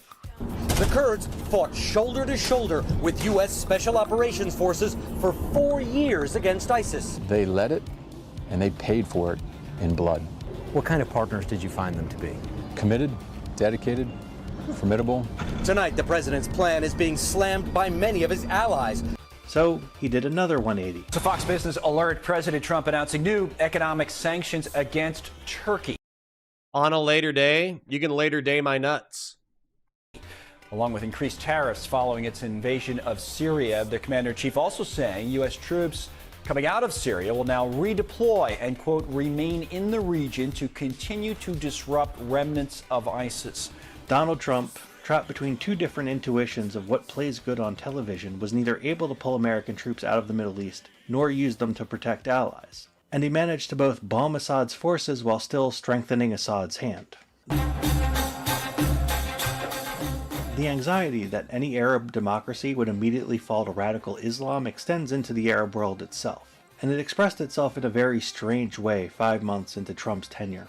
In 2017, Mohammed bin Zayed, president of the UAE, and Mohammed bin Salman, crown prince of Saudi Arabia, decided they were going to be the new Metternichs of the Middle East. They wanted to put an end to all this Arab Spring nonsense and roll the region back into a series of moderate, but not necessarily secular authoritarian governments that could be conveniently organized into a tight anti-Iran coalition. With Trump... They just like me for real, for real. They just like me for real, for real. Dude, this is what I was describing and somebody said I was full of shit. This is exactly what I was describing. Somebody's like, you don't know what the fuck you're talking about. No, this is what happened. Saudi Arabia doesn't want a secular democracy. They don't want OnlyFans and fucking TikTok booty dances without government repression inside their countries. But they do want Western fast food. They may want some Western television, subject to government censorship if need be. And they do want to continue to sell us oil because it makes them incredibly fucking rich and powerful. But they are not as bad as they were when the person previous to them was actually funding directly the madrasas that were preaching an extremely conservative version of Islam. I think it was Wahhabism. That was easily translatable into jihadism. And so we are a part of the defense infrastructure that Saudi Arabia relies on in order to defend itself. Trump's election, they realized they had a kindred spirit in the White House, and that now was the opportunity to make their first big move. One of the drivers of the Arab Spring had been the media, and in the Middle East there was only one major media organization that was pushing the Arab Spring.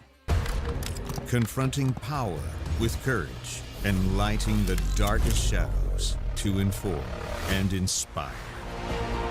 For even if we climb up the same mountain, we still walk on our own path. Al Jazeera is owned by the government of Qatar. Egyptians watched the Tunisian revolution live on Al Jazeera, discussed it on Facebook, and took to the streets. Libyans watched the Egyptians, Yemenis watched the Libyans, and the Syrians watched them all. Here at Al Jazeera, are you covering the news or do you have an agenda? What is wrong with transforming the Arab world from tyranny and despotism into democracy? What's wrong with that? If there is an agenda, it's a very good agenda. After the Egyptian Revolution, Qatar started to get close to the Muslim Brotherhood, and Qatar was increasingly trying to take on the role of middleman between the various Middle Eastern factions. But Qatar is a small little country surrounded on both sides by Saudi Arabia and the United Arab Emirates, and they would rather take control of these things for themselves. So Saudi Arabia and other Arab states cut off all ties with their neighboring nation of Qatar, sending the Persian Gulf region into a new crisis. Do you remember the orb picture of Trump? Well, this is what the orb meeting was about. Do you remember the optimism in the early era of the Arab Spring? I missed that. No. I don't. But that was my inner geopolitical cynic, okay? I thought, unfortunately, probably correctly, that the pro-democratic forces that were actually using their freedom of speech and freedom of conscience in order to express themselves were going to get massacred at repeated protests, and then because Arabs don't give a fuck about massacre anywhere near as much as we do, they would get sick of being massacred, and so they would take up arms and they would join jihadist groups, and then they would create a bunch of failed states. So, it was pretty clearly a color revolution on day one. What the fuck does that mean, Andy? I'm okay with entertaining what the fuck you're saying, but isn't a color revolution... A color revolution for me feels like synthetic. It wasn't synthetic. Color revolution definition. Let me make sure that I'm not misusing the term. Color revolution is a term used to describe mass, largely nonviolent protests and civil resistance movement that aim to overthrow an existing government. They are typically unified by a specific color symbol, or they're adopted by the protests or rallies or public support. Is that what you mean?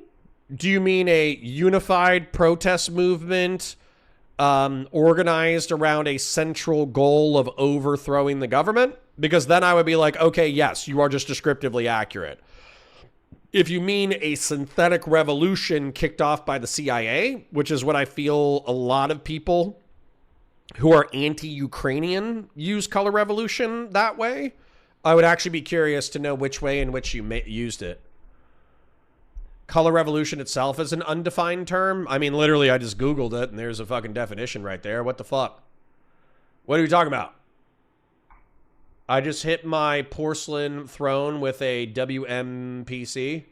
I don't know what that means, but I'm horrified to find out. The Geopolitics tithe. Thank you, It's Just Avi. Appreciate you. Appreciate you. It generally means the CIA did it. That's what I feel like. I feel like that's what it's used when it's said oh, that's a color revolution. What they don't mean a pro-democratic revolutionary group aimed at overthrowing the government. They typically mean synthesized by the CIA. So, okay, Andy B, my bad. Sorry for jumping down your throat. I took a bunch of antagonism for anti-Ukrainian critics and I directed it towards you. My bad.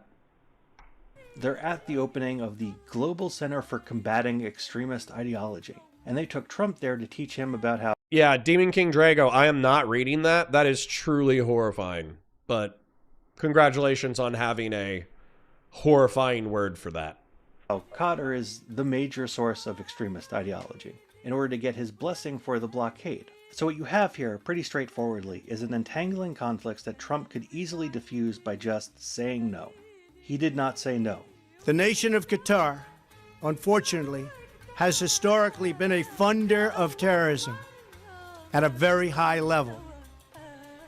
And in the wake of that conference, nations came together and spoke to me about confronting Qatar over its...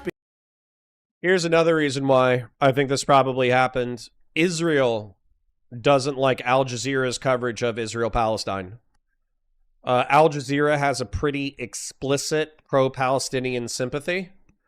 And so I'm not going to be surprised if Saudi and the other Gulf states not only did not want Qatar to continue to inflame pro-democratic revolutions within the Arab world, but I would not be surprised if Israel signed off on it as well, because of their negative coverage of the Israel-Palestine conflict. So, it's just Avi for fives. As I remember when they called the protests in Ukraine a color revolution, they gave out some cookies and pamphlets. True, based. That's how I start all my revolutions, by handing out cookies and pamphlets. Behavior.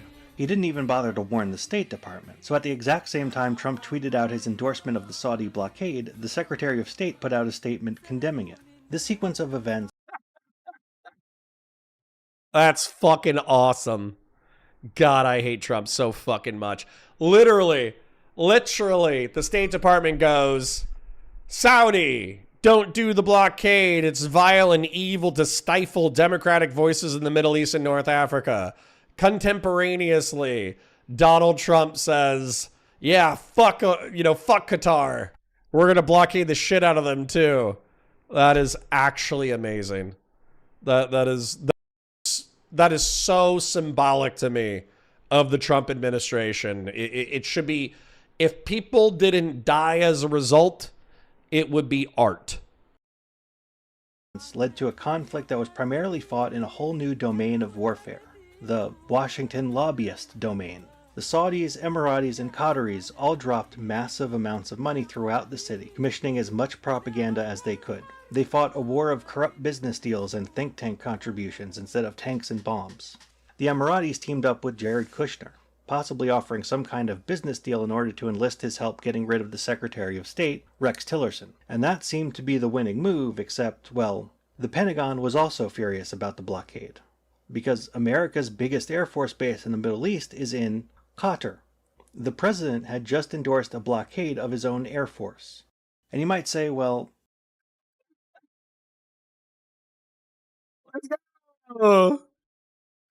Oh my God, that's amazing. Holy shit.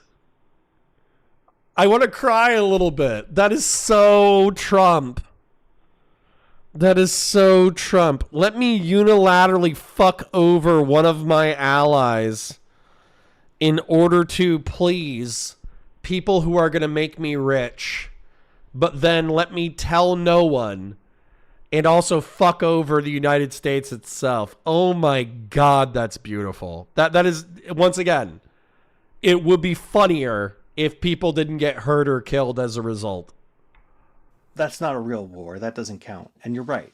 I only bring it up because it's going to be important context for what happens later. President Trump, by recognizing history, you have made history. The Saudi Crown Prince wasn't the only leader to see a golden opportunity in an ultra-transactional president. Benjamin Netanyahu also was ready to make a deal, and Trump delivered him a prize the Israelis had been waiting for decades. The United States will officially move its embassy in Israel from Tel Aviv to Jerusalem tomorrow. Protests are planned throughout the region tomorrow, including what may be the largest demonstration yet at Israel's border with Gaza. Moving the embassy from Tel Aviv to Jerusalem was seen almost universally as an American recognition of the annexation of East Jerusalem. The ensuing protests in Gaza against this were so large that the IDF dispensed with the normal tools of crowd control and instead switched to the more direct approach of just shooting people in the leg with live ammunition. We're on the ground in Gaza as protests turn to funerals. The human toll of Palestinians killed by Israeli troops in one of the most violent days on the border in years. 60 people died the first day, but they came back the next day, naturally. And the next day. These protests have been going on for 6 weeks now, with Gazans basically marching on the fence or the border around Gaza. It took until the end of the year for the protests to peter out, and by that point, the IDF had shot 6,000 people. These shootings had a significant but not widely remarked upon effect on the conflict. For one, it gave Hamas the perfect opportunity to make the case that non-violent methods were useless. For two, it gave Netanyahu a massive sense of impunity. I mean, why wouldn't it? He had won everything betting on Trump, betting on the global wave of authoritarianism that Trump was also riding. And now he had shot 6,000 people and it barely made the news. Even the Arab world seemed mostly unbothered. There was no backlash at home or abroad. Visible backlash, that is. The Gaza shootings had a third effect. Slowly and quietly, it shifted American public opinion to the Palestinians. But not everywhere. Rather, it caused a gradual but massive shift in age and partisan polarization. For young Americans and Democrats, sympathy for Israel dropped and just kept dropping. So while the Gaza March shootings didn't warrant too much media attention at the time, the stage was set for things to come. Moving on to the world's largest state sponsor of terrorism. Somebody brought that up when we were talking about Israel-Palestine. They were like, you need to take a look at this article that talks about the war crimes of Israel. And then it brought up like the leg shooting and how it was done with 5.56 and 308. And truly, sorry for yawning, but I truly, serious content does that to me. I'm more excited when we're talking about Discord autists fighting each other in a spiritual battle for the soul of online politics. But that was one of the things where it's like the hyperbolization allowed me to dismiss it. And I would appreciate it if leftists actually did learn about weapons and weapons technology and all that kind of stuff, so you can correctly articulate it. So, for instance, maybe this was even, it might have been Haircut Commander that I got into a fight with over this. But basically, I said that they would line up along the border during protests. And by the way, this was set in like the 2000s. Okay, so in the 2000s, they would line up on the border, and there would be like Palestinians who would be like kneeling and like holding on the bars. That way they couldn't get shot in the leg. And so what the IDF would do is they would have like a 1022, a Ruger 1022, and they would aim it over the border wall, and then they would shoot the Gazans in the thigh, or not the thigh, they would shoot him in the calf with a 22. That way that guy would have to leave the wall, and then two Palestinians would have to, basically take him, carry him away as well. That's what I described, which I think a IDF soldier that I met told me about, that it was either an IDF soldier or it was a friend of an IDF soldier. I forget. But they told me about them using 22s in order to shoot people in the fucking calf in order to get them removed from the border. And I was like, damn, that's kind of fucked up, using live ammo. And then that guy said, no, you're wrong. They're using 5.56 and they're using 308 in order to shoot people in the leg. And I was like, well, that's going to kill people. And he was like, you're goddamn right, it's going to kill people. And that's what happened. So it was kind of a passionate fight because he was accusing me of lying about the 22. So I got mad because they accused me of lying. But, you shoot somebody with 5.56 or 308. Yeah. Can you hit the meaty portion and miss the artery? And then the person, especially if they get a tourniquet or a pressure bandage on it, can they live? Absolutely. Sometimes when you're shooting, are you going to nick an artery and kill people? Absolutely. So, yeah. I'm not a liar. The person just didn't understand my story. So. The Islamic Republic of Iran. Having inflamed both the Gulf crisis and the Israeli-Palestinian conflict, it was only a matter of time before Trump would flip the tables on Iran as well. The Iran deal is defective at its core. If we do nothing, we know exactly what will happen. Didn't they release some sad piece about an Israeli soldier getting SADs from shooting children? Yeah, probably. Just a short period of time, the world's leading state sponsor of terror will be on the cusp of acquiring the world's most dangerous weapon. At the heart of the Iran deal was a giant fiction that a murderous regime desired only a peaceful nuclear energy program. Therefore, I am announcing today that the United States will withdraw from the Iran nuclear deal. This is by far the most mainstream of Donald Trump's foreign policy decisions, and it's also the one I find the most baffling. I mean, I can in good conscience blame Donald Trump alone for not having a plan for what to do next. The neoconservative think tanks that told him to do it also have no plan. The Israelis who begged for it have no plan. The Saudis have no plan.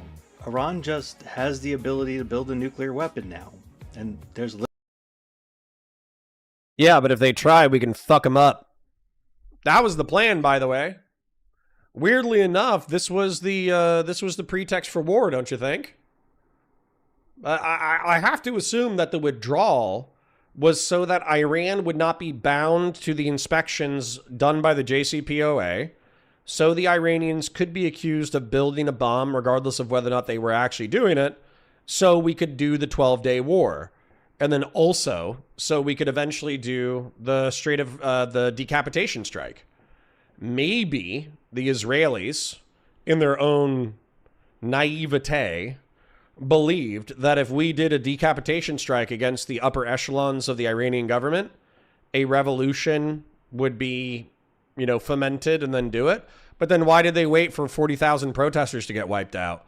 Why didn't they actually prepare a ground force by having CIA officers smuggle tablets and AK-47s into Iran for months or for years before the 12-day operation? You know, really wish they'd thought that one through, but you know, whatever. It's Trump. Get some water. I'll be right back. Literally nothing they can do about it. So why in God's name did they want this? I can only chalk it up to a sort of mass epidemic of psychotic wishful thinking. A belief that Obama made a deal not because there was no military option, but because secretly there actually was a great military option just sitting in a secret cabinet somewhere, and Obama was just too much of a wimp to implement it. Well, 12 years after Netanyahu announced that Iran was months away from a nuclear bomb, the Israelis still haven't pulled the trigger. A brief editor's note. I wrote those words before the airstrike exchange between Israel and Iran. Never even worried about needing to edit it. It was never going to happen. Trump's move ended up discrediting the Iranian politicians who negotiated it, President Rouhani and his foreign minister Javad Zarif. Undeterred, the Ayatollah shelved them and gave the reins to the IRGC, who immediately started launching attacks on oil tankers in the Gulf, using a combination of low-altitude cruise missiles and drones to evade radar. Robin, this comes at an extremely tense time in the region, with the U.S. warning just days ago that Iran or its proxies could be targeting maritime traffic in the oil-rich Persian Gulf region. So much for peace through strength. This defiance was not what the Trump administration was expecting.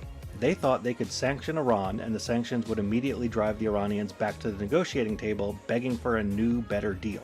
Instead, Iran responded by starting a new tanker war that threatened to raise oil prices in the middle of an election year. But then Trump... Can you guys, sorry, I was just away for a second while I was getting some water. Can you guys just tell me, was this Trump 1.0 they're talking about, or did they already breeze past Trump 2.0? Because I have a feeling this would still be Trump 1.0, right? Trump got bailed out. Anger, frustration, and growing concern in Tehran as people protested against the 200% increase in fuel prices. With the protests, the Trump administration, now being spearheaded by Mike Pompeo, changed tack and said that actually the point of the sanctions had never been to get a better deal, but to bring about a regime change by way of popular revolt. And so, actually, everything was going according to plan. And so the Iranians, either because they needed the distraction or because they genuinely believed Pompeo, decided to escalate their attacks on the Americans. This is new video of the drama unfolding in Baghdad today. That's the U.S. Embassy surrounded by massive clouds of smoke. Hundreds of Iraqi protesters stormed the building this morning. They managed to make their way inside while U.S. troops were still present. So Trump escalated against them. Shortly after arriving at Baghdad International Airport, Major General Qasem Soleimani was killed in a U.S. drone strike. And the Iranians got ready to escalate again, but then Trump got bailed out by circumstance again. And we begin tonight with the growing certainty from U.S. intelligence that it was an Iranian missile that brought down that passenger jet that crashed outside Tehran. And then COVID hit and just put everything on ice for 2 years. But while COVID tamped things down in Mesopotamia, things were heating up in North Africa.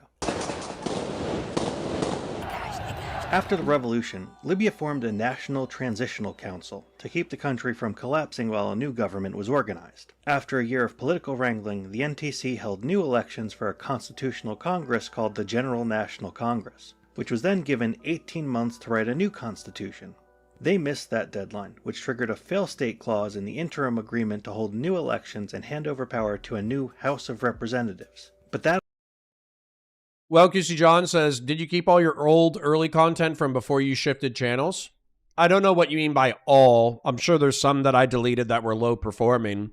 But if you go on to the Counterpoints Politics YouTube page and you scroll all the way down, there's stuff that was shot in 2019. You know, like some of my first episodes are on there.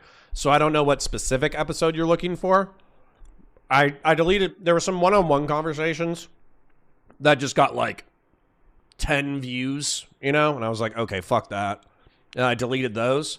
But besides that, a majority of what's there should be there. That election and handover was declared invalid by the Supreme Court, but there was still no constitution, and with no constitution to fall back on for what to do next, neither side was willing to concede the legitimacy of the other. So Libya now had two legislative bodies, the GNC and the House of Representatives, both claiming to be Libya's rightful government. And during all of this, none of the hundreds of militias that had arisen in the revolution had actually been disarmed, and they began picking sides. So with the constitutional crisis, the country broke apart. The result wasn't a full-blown civil war, but a sort of ambient chaos. More Lebanon than Syria. Enter Khalifa Haftar, a Gaddafi general who turned on Gaddafi after getting captured by Chad in the Toyota War. In the Toyota War! In the Toyota War! I love this phrase so much. Oh my god. Did he say that for real? Or am I turning something into a meme? Oh my god, it's a thing. The Toyota War. Harb al-Toyota, also known as the Great Toyota War, was the last phase of the Chadian-Libyan War, which took place in 1987. Get the fuck out of here! Oh my god. You'll recognize those videos with skinny and beardless Connor? Yeah, thanks. Now I'm fat bearded Connor. Thanks, Christian Valerius, you son of a bitch. God damn it. I am so happy. I'm so happy there is a sociological phenomena known as the Toyota War. For those of you who don't know, Toyota makes a fundamentally reliable vehicle. It's called the Toyota Hilux. And Americans have been trying to get them for decades into the United States because they're a small, light, reliable vehicle. And there's hundreds of thousands or millions of them. And so since they're able to be sold, I think it's emissions that primarily prevent them from being sold in the Western world. They're not the most like emissions-friendly vehicle. But these are so commonly used as mobile gun platforms that like everybody loves them. They are the most iconic vehicle of light infantry Arabic forces in the Middle East and North Africa, that they are synonymous with light infantry warfare in the Middle East and North Africa. Holy shit, that's funny as fuck. Somebody says, don't forget the Range Rover. I know, but the Rover, I'll see if they have a technical. A lot of people did drive Range Rovers in the Middle East and North Africa, but the truth is that, like, you can't turn them into a technical because they're an SUV. So the Range Rover has a sterling reputation as an off-road vehicle that's capable of handling Range Rover, Middle East Range Rover War. Ah, shit. I fucked it up. Who cares? Point is, the Toyota Hilux fucking mogs the Range Rover in reference to price and utility. Been spirited out of Africa by the CIA, who set him up in Virginia where he lived for the next 20 years and became an American citizen. But during the revolution, he flew back to Libya to volunteer himself as a leader of the new Republic's army. He then won popular acclaim in the East by chasing out the Islamist militias that had taken control of Benghazi. When the country split up between its two governments, Haftar sided with the House of Representatives. I say sided with, really, he had taken over. He's the one with the army after all. Now at this point, the State Department and the United Nations recognized the GNC, and tried to start a reconciliation process to get a ceasefire between the two sides. But the Saudis and the Emiratis had other ideas. Now, we have to go back to Saudi Arabia and their weird, passive-aggressive war on Qatar. While both sides in the Libyan conflict have Islamist militants, Haftar made a point of advertising himself as the real secularist, who would basically return Libya to status quo antebellum, including not just the suppression of radical Islamic militants, but any political movement associated with the Muslim Brotherhood. So, the Saudis and Emiratis, happy for another opportunity to roll back the Arab Spring, decided to arm Haftar to the teeth, while Qatar, on the other hand, had thrown in their lot with the GNC. But it was only in 2019 that the situation broke out into a real war. Haftar, tired of negotiating, decided he wanted to take the whole country by force. The Saudis and Emiratis... Okay, bro. This is where I need my pacifists to wake the fuck up. So if you're like, Connor, I'm here for drama slop, I just hang out because I like you, and now I'm watching geopolitical shit, but I'm only half paying attention, I need you to wake the fuck up. So what was being said is that the United States is playing geopolitical fucking space docking with one element of the two factions that are controlling Libya. And yet, the Qataris are allies who allow us to have an air base, and the Saudis, who allow us to have military bases and sell us petroleum, they funded different sides of the war. And what I need you to realize is that absent an American hegemon, this will still happen. I don't know if you know this about Middle Eastern and North African folk, but they like to fight each other. They enjoy it. It's a national pastime. It's one of their favorite fucking things to do. And so America doesn't just disappear from the Middle East and North Africa and then everybody sings Kumbaya and holds hands. They start fucking killing each other with proxies backing whoever's doing the fighting. Okay? So, play both sides, easy. Yeah, play both sides so you always come out on top. Correct. Correct. That's the American strategy. Agreed. The Egyptians, who wanted peace on their border, also agreed to chip in. Together, they enlisted, you guessed it, Emmanuel Macron, the president of France, who was looking for a way to get more favorable oil contracts and a Libya that would do more to keep migrants from crossing the Mediterranean Sea. They then went to Vladimir Putin, who had always believed that the Libyan revolution was an American power play to take Libya out of the Russian sphere of influence. So he jumped at an opportunity to roll back the revolution. To this end, he enlisted a little-known oligarch named Dmitry Prigozhin, and dispatched his new little mercenary company called Wagner Group to Libya to help Haftar. Haftar now had the combined force of Saudi Arabia, the UAE, Egypt, France, and Russia. There was only one last question. How would the Americans respond? If they put their foot down, the war couldn't work. Well, knowing the State Department would oppose any war, the president of Egypt, through Jared Kushner and Steve Bannon, organized a direct phone call directly between Trump and Haftar, in which Haftar would ask Donald Trump for his personal public support in his mission to defeat terrorism, probably without explaining what that would really mean. But it appears to reverse US policy on Libya. It confirms that President Donald Trump spoke with General Khalifa Haftar, that is the man in charge of the military force which is currently attacking the UN-backed government in Tripoli, that it recognized Haftar's significant role in fighting terrorism and securing Libya's oil resources. So the mission was now a go.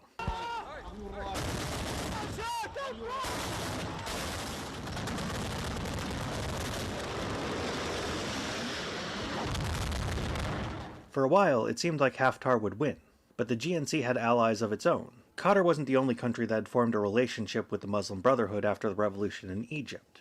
In both the emergence of Egyptian democracy and its crushing by a military coup, Erdogan, the president of Turkey, saw echoes of his own country, and so he was eager to step in to help the GNC. In addition to Turkey, the Italians of all people also decided to step in for the GNC, since Italy had signed a backroom deal with the GNC-affiliated warlords to help keep migrants away from their islands. What I find most interesting about this... Does anybody know why Prigozhin called off the Russian coup? I don't. If I had to hazard a guess, oftentimes what happens with, Eastern Bloc and Middle Eastern and North African nations is the security forces, who oftentimes are tyrannizing the people, when they're confronted by another security force of equal or greater power, they will dissolve because they don't want to get into an actual fight and die, because they're not fighting for principle or the republic or the country or highfalutin ideas or whatever. They were literally just like, they were just doing it for a paycheck, basically. They're just beating the fuck out of people for a paycheck. And so what happens is when they're confronted by a stronger military force, they dissolve. And so my suspicion is that Prigozhin was charging Moscow, hoping that the security forces would dissolve and betray Putin. But then when he got on the outskirts of Moscow and they didn't surrender, he was like, oh shit, we don't actually have enough to destroy all of the security forces in Moscow. So, I mean, that's my guess. It's an ignorant guess, but that is my guess. This war, besides the degree to which it was ignored by the media, is how unnecessary it was. Libya is not all that important to any of these countries. The reason they all decided to turn it into a game of Risk and kill 10,000 people in the process is because the State Department was effectively decapitated. They just did it because they could, because the mods were asleep. It's just thousands of people died because the President of the United States was too much of a dipshit to read his briefing book, and the country around him couldn't be bothered to give a shit about the damage that would do. Best. The war in Afghanistan was the most enduring symbol of what was increasingly being called the Forever War. But actually, withdrawing troops from Afghanistan presents a dilemma. If you pull out troops, the Afghan government will fall, and the Taliban will take over, which will be devastating politically to whoever is president at the time of the fall. But if you don't pull out troops, you open yourself up to the accusation that you're a warmonger. Obama, as he was always inclined to do, tried to make both sides happy by splitting the difference and withdrawing most of the troops, but leaving enough in to keep the major cities unmolested. And he was immediately accused of being no different than the neocons by the populist left, and accused of sabotaging a plan that would have permanently made Afghanistan stable if he had only stuck to it for another 6 more months by the neoconservative right. Trump's solution... Poor Obama, man. Poor Obama. He's always getting fucked, even by me, man. When ISIS took over Western Iraq, and the Kurds and the Yazidis were getting turbo fucked by ISIS and getting like kidnapped and murdered and shit. And there was like some mountain, I think somebody could remember it, but there was some mountain where there was like Yazidis holding out against like ISIS folks. And the ISIS people were slowly making their way up the mountain, battling the Yazidis and kidnapping and murdering whoever they actually defeated. Obama just like sat by and let it happen. He was just like, yeah, fuck it, it's not our problem. And I was like, God damn, that's some ruthless ass shit. You know? At least drop some fucking bombs on the ISIS people. Give the Yazidis a fucking chance. You know? That's where, for me, if I saw... I don't think I could actually be president of the United States or be in commander of the armed forces or whatever. Where if I saw truly innocent people on the verge of being massacred anywhere on the globe, I would fucking bomb the opposition forces. I would actually fucking... like, dude, I would have dropped fucking Moabs on ISIS at that exact moment. But, you know, what can I say? I'm a sensitive guy. I see women getting kidnapped, raped, and murdered, and I go, hey, who's doing the kidnapping, raping, and murdering? Let's kill them. You know? Sad. To this dilemma was so bluntly cynical, I almost admire it. Trump simply cut the Afghan government out of the loop, directly negotiated a surrender to the Taliban, and set the date of withdrawal to take place right after the next presidential election. Then, after the election, but before Biden's inauguration, he purged the Pentagon and put in a new class of loyalists with orders to sabotage the withdrawal by pulling out as many troops as precipitously as possible, thus saddling Joe Biden with a heightened version of the old Afghanistan dilemma. Either pull out the unsustainably small deployment before Afghanistan is ready for the handover and trigger an immediate collapse, or redeploy more soldiers to make it more sustainable for a more orderly handover. But in doing so, violate the agreement with the Taliban and bear the accusation that you escalated the war you promised to end. Biden made his choice, and Trump got to become Schrodinger's peace candidate. The president who deserves all the credit for ending the war, but none of the blame for the consequences of ending the war. You can't... See, what a cunt. And this is where I truly find Trump apologists vile. Like, truly vile. There is something at your core if you make fucking hay out of the Biden Afghan withdrawal. I think you're the biggest piece of shit on the fucking planet. You're either ignorant or you're a huge piece of shit. Because Trump knowingly put American service members in danger in order to fuck over his is it predecessor? Not predecessor. His successor. He knew that hundreds or thousands of Afghans who fought for the American-backed government were going to be killed in reprisal attacks once Afghanistan fell. He knew that Afghan special forces who worked with the Americans were going to get fucking killed. He knew that he was putting American lives in danger, and yet he did it anyways, because if he won, he could withdraw, take a hit to polling, whatever, be the guy who got out of Afghanistan even if it fell early in his term, so it didn't affect midterm polling or it didn't affect the end of the war.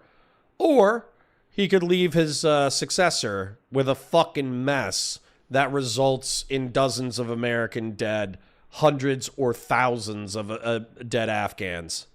So, what a sociopathic, monomaniacal sack of shit.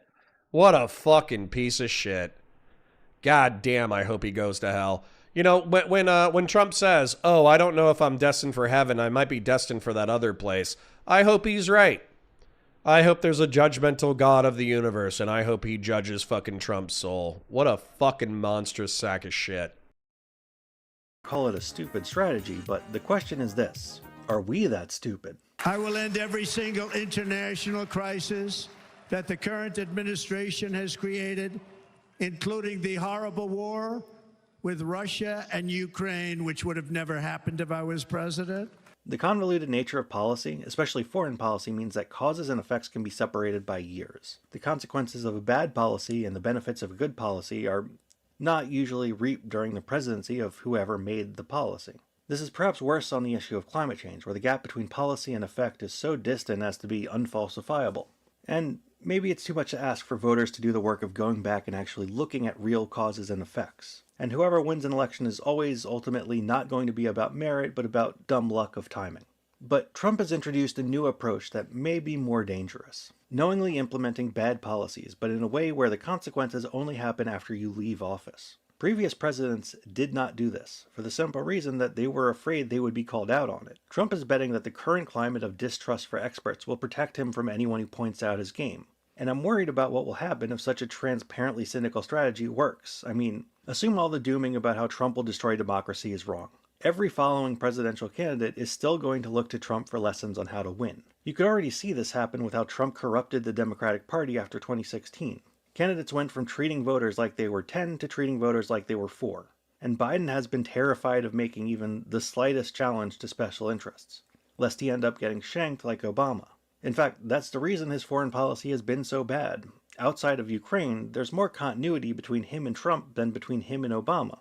If Trump wins because voters are so bad at connecting cause and effect that you can engineer their blame like Pavlov's dogs by just timing things right, every president is going to start using the same tactics. Whatever constitutional crisis comes and goes, that institutional rot will remain. It won't just be one president, but a bipartisan dynasty of presidents like this. People sometimes like to dismiss criticism of Trump by saying that he is basically the same as any other president. The only real difference is how he says things. But in diplomacy, what you say is policy. It turns out that when you are the president of the United States, being a huge blundering dumbass who constantly says stupid shit really does, in and of itself, get people killed. Holy shit, I love this guy. Can I marry this guy? Can I propose a gay marriage to the author of this video? Can we be butt buddies? Can we space dock? That was excellent. You can see it now in Ukraine. It's not just that Trump's statements have had effects only for the past 4 years either. The time gap between policy communication and consequences can happen the other way. The anticipation of a new Trump term is already hurting Ukraine right now. The reason Putin is ramping up the violence and throwing so much armor at the wall in Donetsk despite a looming tank shortage is because he's gambling on Trump freezing the line in February. So he's trying to grab as much land in the East as possible. There's a precedent for Trump's style of doing foreign policy. Constantly saying careless things, massive mood swings between over-the-top threats, and going over the head of diplomats in favor of poorly thought-out schemes. That precedent is the Kaiser Wilhelm. I will leave it to you to decide if Kaiser Wilhelm's policy was effective at preventing a world war. Damn, that was fire. That was fire. What a good... Right, joining us now. I understand, like, once again, that... Sorry, let me pause this real quick. Nobody move. Nobody leave the channel. You're not allowed to leave. I want to show you guys the metrics after we do Geopoll. So let me take... This could finally stop Ethan Klein. That's funny. Valor Media Network. What viewership are we at right now? 82? That's not bad. That's not bad. We're at like 100 to 150 usually, so losing 20 people isn't bad. Okay, thank you guys. I appreciate you. I appreciate you sticking in there while we did some Geopol. That's very nice of you. It's very nice of you. Oh, you guys are sweet. Let me take a look at the... Somebody said, if we got time, can we take a look at this one? And it what was it? It was the violence one? Where is it? Here it is. Airborne kite.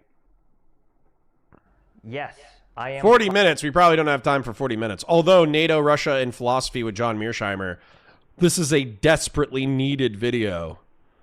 So I don't think I'm doing that today. But definitely save that. Matter of fact, let me go back and save it. I am.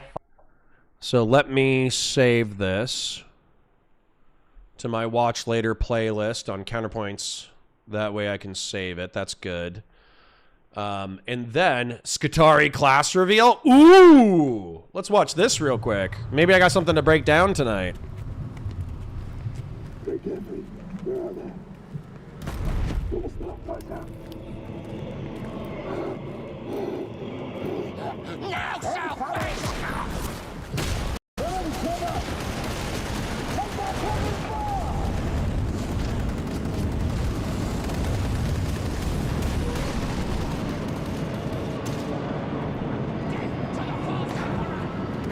Let's go.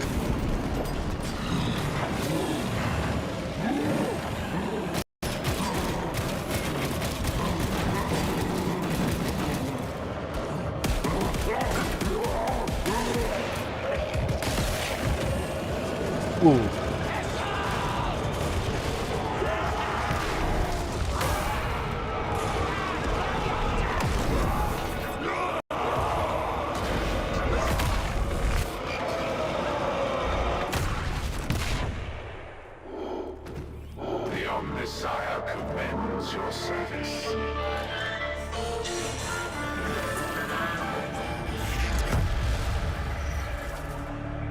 Oh my God. I don't know if you guys know this, but Skitarii have galvanic rifles. Geopolitics, thank you, Keep Your Bilsteins. I appreciate you. Thank you for the 5. What I was going to say is Skitarii. So galvanic rifles, they look like M1 Garands, but they're beautiful. And so they fire bullets, but the bullets have an electric payload. And they also have a miniaturized brain in them. So you know how in the modern era, they're taking like slices of brain and putting it inside like little robots, and they're having them like learn to like play video games and shit. That is inside the Skitarii bullets. So basically a Skitarii, not only is he a fucking robot who can line up a really, really, really good shot, but then there's a brain inside the bullet that uses, I'm assuming, some kind of stabilizing fin in order to modify the trajectory of the bullet in order to hit the target. And then not just that, the payload of the bullet has some kind of, I don't even know how to do this. Like how would you energize an electric shock into a bullet? But it's like a taser bullet, so when it hits the fucking target, it erupts into a burst of electricity that shocks and electrifies and zaps the target and burns out fucking synapses and shocks muscle tissue. Like, I don't even like Mechanicus that much, but that's fucking sick. Would you give your brain to make better bullets for America, or are you not a patriot? Dude, I unironically would. When I'm dying, 100%. You want to slice off some fucking brain matter, throw it into the fucking, what do they call it? The petri dish, the stem cell dish, and then replicate my fucking brain tissue in order to make sentient bullets? Go ahead. I would fucking love that. Brain bullets? Lame. Why? Why? The other way, they could have cogitators, which makes more sense, which are basically like small computers. But, you know, it's Warhammer 40K. They got to make it grim derp. They got to make it silly. Connor, you know there are guided sniper bullets today, right? 12.7 millimeter guided rounds. I'm not kidding. Are you fucking... It sounds like you're kidding. 12.7 7mm. That's 50 cal, by the way. Guided bullets. Laser guided 7.62. No, that's not what I want. Anti-drone ammunition. I mean, a 50 cal is big enough that you could do it. I'm not seeing it pop up on YouTube, but guided sniper bullet. Here we go. Military style, released 1 year ago with 259 views. The ISL is developing a 12.7 by 99mm guided sniper bullet with optical homing to enhance sniper accuracy at long ranges. I want to see more, but who cares? The fact that this technology is even potentially real is cool as fuck. So yeah. Grim Derp, put it in the lexicon. Well, that's a pretty common thing. Whenever Warhammer 40K does something so grim dark, it doesn't make any fucking sense. It's literally stupid. Then you can do Grim Derp. Is it functional? Not according to that video. It says it's in development, but I'm sure you could Google it more. Hey, Connor, you see the Doobie Discord call? No. Is it released on the internet? Is it released on the internet? Because basically the... How do I phrase this? I saw Doobie hanging out in the community Discords last night and talking a lot of shit. And not like shit, like bad shit. He was just interacting with a lot of people and kind of defending his stances in reference to the Snarker Discord. And the anti-snarkers were not having it. They were not being very polite at all. So I haven't seen it. Was there any specific revelations that you thought were interesting?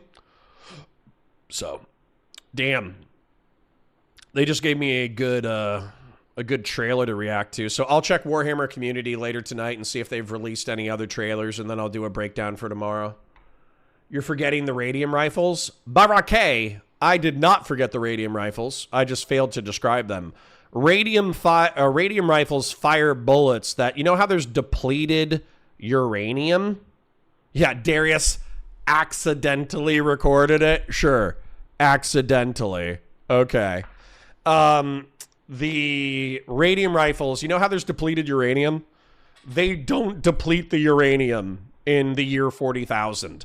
What they do is they just use uranium bullets that like irradiate their targets and are dense enough to punch through armor. And then what they do, because obviously having radioactive ammunition around you at all times gives you super cancer, they just fucking chop off their body parts and replace them with cybernetics over time. Of course, Vanguard soldiers eventually do die from super cancer because there's only so many body parts that you can chop off. But, you know, until then, they're shooting people with fucking uranium bullets. It's pretty sick. That's like similar to the micro servitors in the galvanic rifles. It's like between Grim Dark and Grim Derp, but it's still fun. Anyways, so it is 1:14.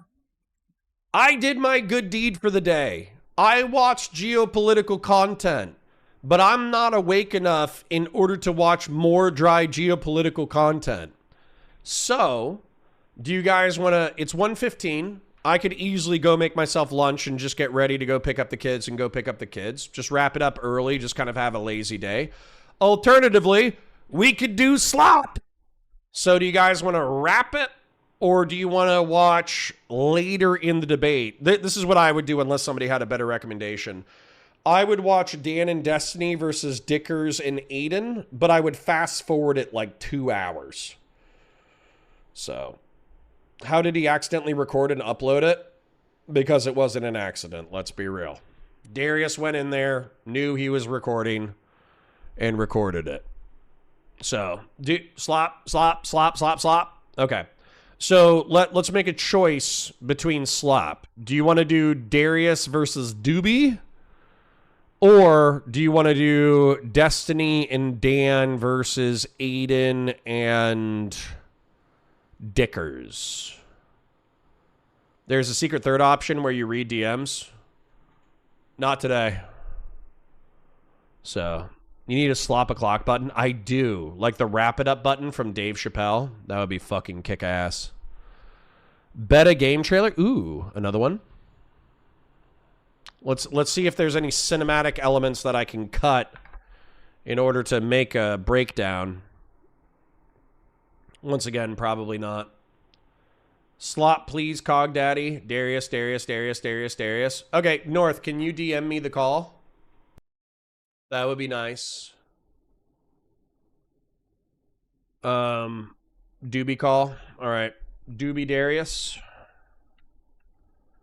Doobie Darius.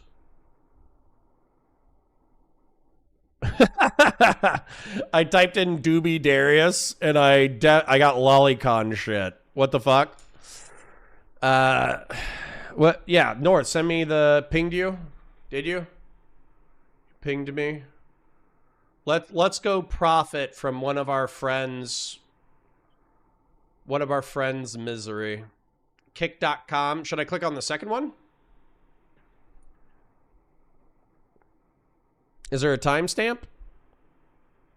Should I just fast forward through the IRL shit?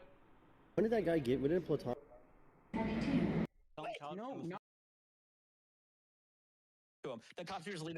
Where is it at? I didn't want this IRL shit. When you think it's cute? Wanted.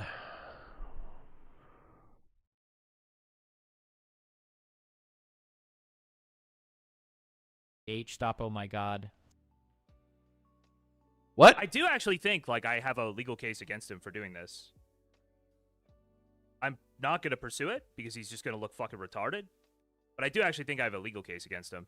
It's just very sad that he, again, no standards. People were right? involved in these servers. Apparently, none of them know what's going on. The vetting process has surprised apparently at least 2 people in this conversation about what you need to get into the server. What? If all Clarify of what I this meant by is said- vetting. I don't care. If all of this is said to be true, don't you think it's a He's just lying and narrativizing. little bit silly for you to come in and defend the Hold on. What? Why are there 2 links? Why are there 2 links, North? Jstlk 1 is around 558. Okay.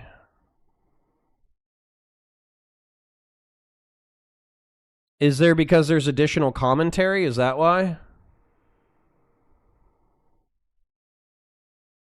Out of the goodwill of his heart?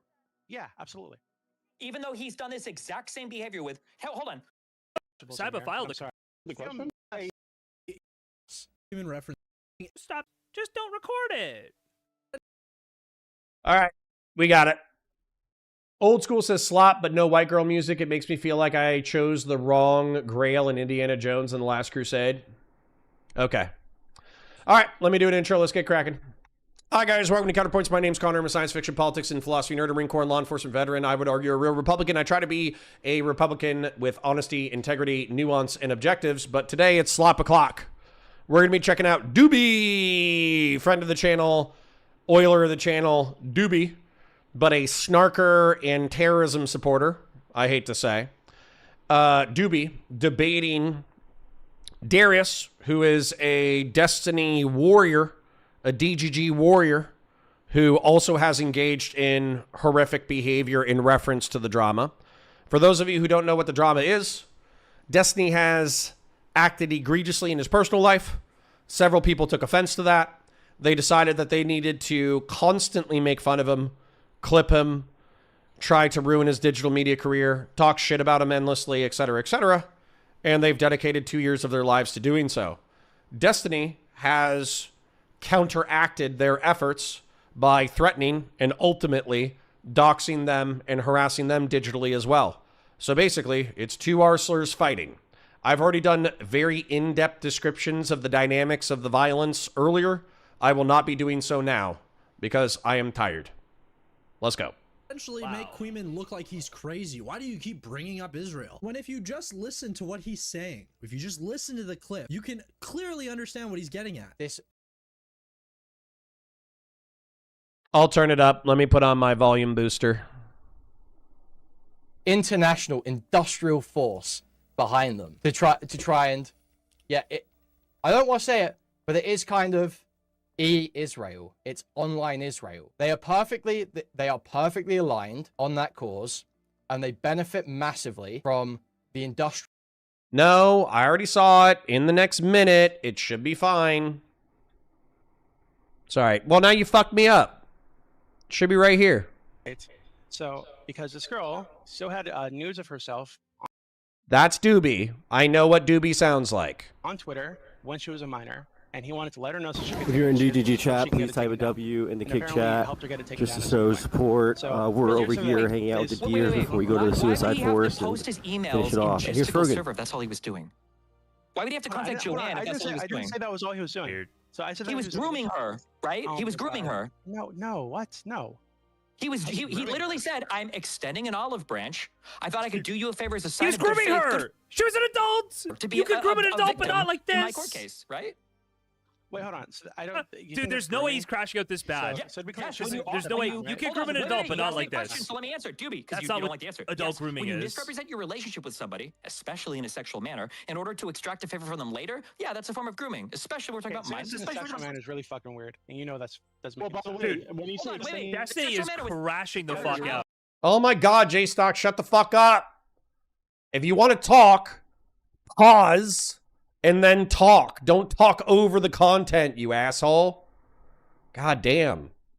Porn online, caveman, stop talking. telling her that he's found her child porn, but he's doing her a big favor by deleting some of it, and then he's telling her that she needs, or that he hopes she does the right thing, that she needs to communicate with a lawyer to give a deposition that she doesn't want to give for a court case that's already partially ruined her life. You don't think that's grooming? No, The court case that's didn't ruin her ridiculous. life at I don't all. think never had a Are you conversation. retarded? Please. So I think my understanding of what Also, happened Destiny is doxed that her. initially That's he what reached out to her, and would you have can led say he to was doing this ruining her because life. eventually he wanted to try to Destiny communicate, posted a bunch be of part the dox case. info Maybe on that's true. I her. don't know. Matrix attack Right? just But- gifted. Multiple information. Be clear on this one point, Doobie. I wouldn't be surprised. You spineless selling fuck. Be clear on this one point, Oh Doobie. my God, Do you think stop. there's a chance that he was just contacting her out of the goodwill of his heart? Yeah, absolutely. Okay, for what they're talking about, I'll bring up my Game of Thrones drawing in a second, but Saiba was a member of Jstlk's community who heard about the Destiny situation, and he went out of his way in order to contact Rose and Rose's family in order to get her involved in Pixie's court case. So, I think most people, well-adjusted people, say, hey, Saiba, you're not involved. Why the fuck are you involving yourself in somebody else's civil case? Shouldn't we let the, courts figure it out, let the lawyers figure it out, since you're an internet Discord schizo?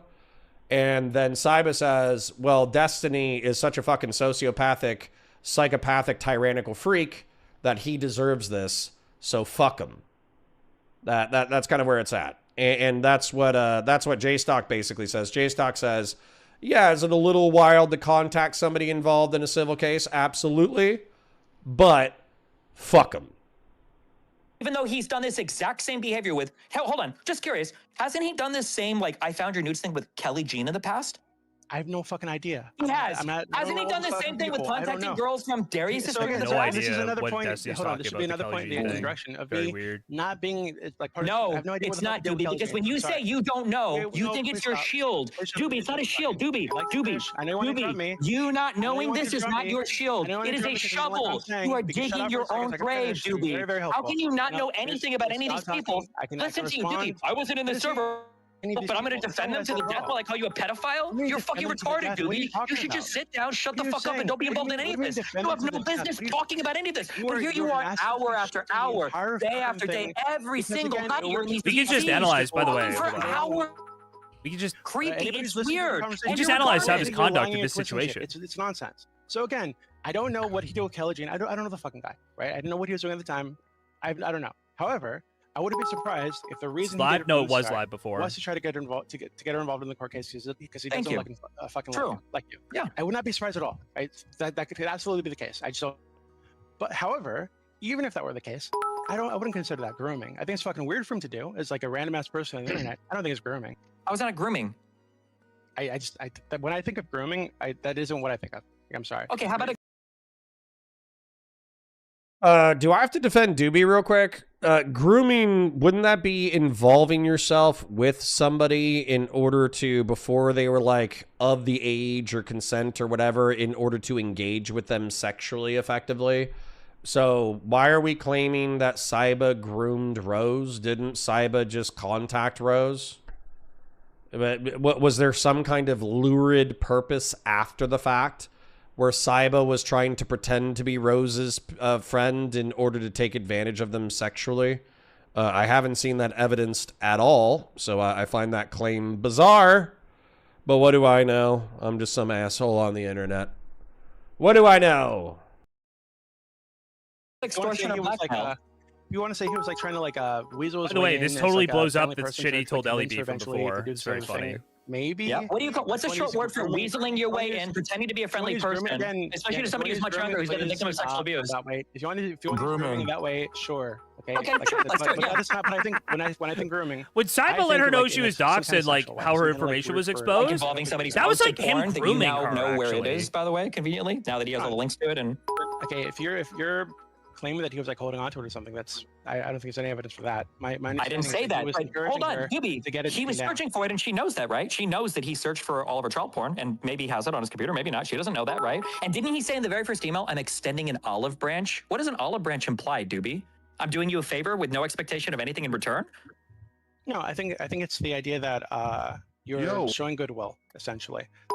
He wants to show her that he is not like a dangerous person who's trying to hurt her. Yes, so that he can extract favors from her. Yeah. No, not necessarily. So you can extract favors. Stop bleaching. No, I will not stop bleaching. I want to watch this. Oh my God, Doobie, this is ridiculous. Yeah. That's, but go ahead. Sorry.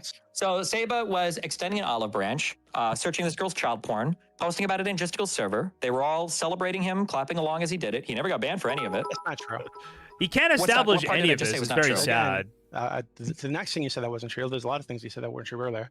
So the next thing you said wasn't true is that they were clapping along as he did it. My understanding again is that they didn't even know he was doing this initially. He was doing this by himself in like his emails and didn't tell anybody. And then later, I guess they're just talking about Saiba the whole time. Hold on. So then later he told them, and the consensus was weird behavior, not malicious, weird fucking behavior, and they let him stay on the server. You said that they found out like a month later after they. Yeah, I think like a month later. Again, I'm not sure the exact timeline, but my understanding is that they had no idea while he was doing it. He didn't tell anybody. So when Jstlk says here, when he gives this explanation of everything that Saiba did, I posted this in the chat. That sounds like he's saying it was creepy and bad, but I guess we'll let him stay The explanation he's giving is from before we'd even seen. Guys, there's going to be a Warhammer Helldivers crossover. If there is a Tempestus Scion Helldiver thing, I have to play. I will have to play until my eyes bleed.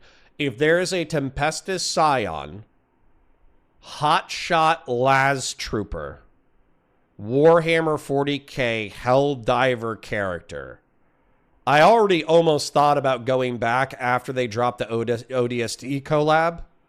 I would 100% have to go back for the ODST collab and for the Tempestus Scion collab, and I would need a 4-man fire team to exclusively dress as Imperial Guard characters and go slaughter bugs and robots and aliens. I would have to do it. I would be physically compelled. Speaking of which, Saturday night, I haven't decided what we're doing yet, but we're probably going to do a community night. So bully me about that. Anyways, I haven't... You're such a 40k show. I'm literally a 40k YouTuber. What do you want? I know you're probably joking, but still. What the hell? What the hell was I thinking? What the hell was I thinking? In reference to this is actually like... I borderline want to fast forward. I thought Darius was going to be pressing Doobie on some topics in reference to sweeping for the Snarkers. I didn't expect Destiny to be in here yelling at Doobie that Saiba was a groomer. I think that's a fucking stretch. Here's a straight up. Here's a straight up bullshit. I'm tired enough that I'm going to just fucking lay it to you raw. I'm not even going to make it tactful. I think that when they say that whoever, what Nicandros and Shamu were engaged in doxing, they are saying that it's doxing to make it the worst thing possible. I think that it being personal identifiable information operations is bad enough. even if it's not technically doxing. But I do think they're willfully using the term doxing in order to make it sound as bad as possible. And then same thing with the grooming thing. I think Saiba contacting the alleged victim of sex trafficking in order to get her involved in a civil case that she doesn't have interest in, and if she did, she would express interest in it, and then following up not just with her, but with her family in order to get her involved is unhinged as fuck without it being grooming. In order for it to be grooming, then Saiba himself would be needing to be looking for some kind of sexual benefit, and I haven't seen any evidence of that. So I feel like you weaken your position when you exaggerate the sins of your enemies. But what do I know? I'm just a fucking 50 to 150 viewer fucking live streaming dickhead with a Warhammer channel. So who fucking knows? Smelly Mental says, so it's the genocide argument, same with grooming in this case. In my opinion, unless they have evidence I haven't seen, yes. Fellrunner says, Connor, why don't you look up the definition of grooming according to federal code? Is there a grooming federal code? I would borderline be surprised. Grooming federal definition criminal. Under federal law, grooming is defined as the manipulation of a vulnerable person, typically a minor, to build trust, establish control, and isolate the victim in preparation for sexual abuse or exploitation. Do we know if Saiba was planning on sexual abuse or exploitation? Do we have any evidence to that whatsoever? So, yeah, sorry, this isn't hitting for me. You can groom someone to do anything. Was she even a minor at the time? It was my understanding that Stevens first started communicating her when she was 17 and a half, and then she turned 18 either while they were in communications or after they stopped communicating. And it was also my understanding that there were 2 or 3 years because Destiny shared the content with her in 2022, and he was exposed for it in late 2024. So wouldn't she be 18 or 19 by the time of it? Pretty crazy. That's the only threshold. I think it's fucking crazy that you guys are trying to associate this word with this Saiba guy without evidence that there's some kind of, you know, sexual benefit. What does pecuniary mean? Pecuniary definition. Anything relating to, consisting of, or measured in money. Okay, yeah, it wouldn't be pecuniary benefit. It would be sexual benefit. Yeah, so if Saiba's not getting a sexual benefit, I think you guys are stretching like a motherfucker. All of the content. Email saying, hey, dude, what Right? the fuck is wrong with your name, basically? We hadn't even seen most of the stuff that had happened. Yeah, we hadn't even seen most of what was going on when I said that. Hold on. I'm reading. Yeah, assume it's true and then answer. Like he's warping timelines because he is fucking time. I would assume anything is. I haven't lied about a single thing, you sniveling fuck. You lie about me all the time. You've lied about like 5 things in the last 10 minutes. What are you talking about? Really? What was one thing I lied about, Doobie? Okay. One. Exactly. Eat shit, Doobie. Look at Stacy. When Stacy down here says, good guy, Saba. What you lied about? I say one and you interrupt me. Like really? That's the tactic. What did I lie about? What did I lie about? Okay. One, they did that you spoke to your lawyers and they Name told one thing you I ever not lied to turn about. shit over to the police. Did I say that? Yes. Yes, you did. You say you did speak to your lawyers Live, about laugh, this shit. lie. You just Here's what let me repeat it since you missed it because you're so desperate for this own because you guys wanted to get, I guess, Brettler fucking arrested. What I said any lawyer would tell you is what I said any lawyer would tell you, and I spoke to half dozen lawyers about this, is this is what they said. They said, I'm not going to tell you, not going to tell you to delete it because that would be destruction of evidence, but definitely not going to tell you to give it to the cops because you'd be turning yourself in for a crime. So, whatever you do, like, here's what could happen no matter what path you take. That's what they're going to say. I said this. This is my prediction. Go destroy that evidence. This is my prediction. The lawyer's never going to tell you, go to the cops and turn yourself in for a thing that you think you didn't do a crime in. That's retarded too. But where you're doing it again. My prediction was they just described the hypothetical scenario where one would avoid incriminating themselves. It's very funny. That's good. Jstlk is also fat and Destiny gave Terry better dick. I'm gonna keep watching. I'm just gonna keep watching You held on to it for almost a year after you were made aware it's probably child porn. You have no idea what is on my computer or what's not on my computer. You said it yourself. You were asked. You're going by. You said yes. By the way, you're going by leaked DMs between me and Willie, where I tell Willie that. That's what you said. No, You're where I lying tell, when you said that to Willie? where I tell Willie that as soon as I started to realize where the conversation was going, I said I've fulfilled all my obligations in court, and that's all I wanted to say about it. I didn't say I have fucking child. You have said that you had it in your possession. You destroyed it without informing the cops, and it's documented. I'm assuming that's all. Guys, I'm just gonna tell you straight up. I don't give a fuck. I don't give a fuck, and I'm not gonna run out the clock on this. I got plenty of shit I gotta do. I need to get post-recorded VODs out. I need to get ready to pick up my kids. I need to go get some fucking lunch. I did what I was supposed to do today, okay? I covered some slop, but the slop was wholesome. It explained some things that were beautiful. I also covered some serious shit that my fucking community bitches at me in order to fucking cover serious shit instead of covering fucking whatever. You guys go watch that shit on your own. I don't give a fuck.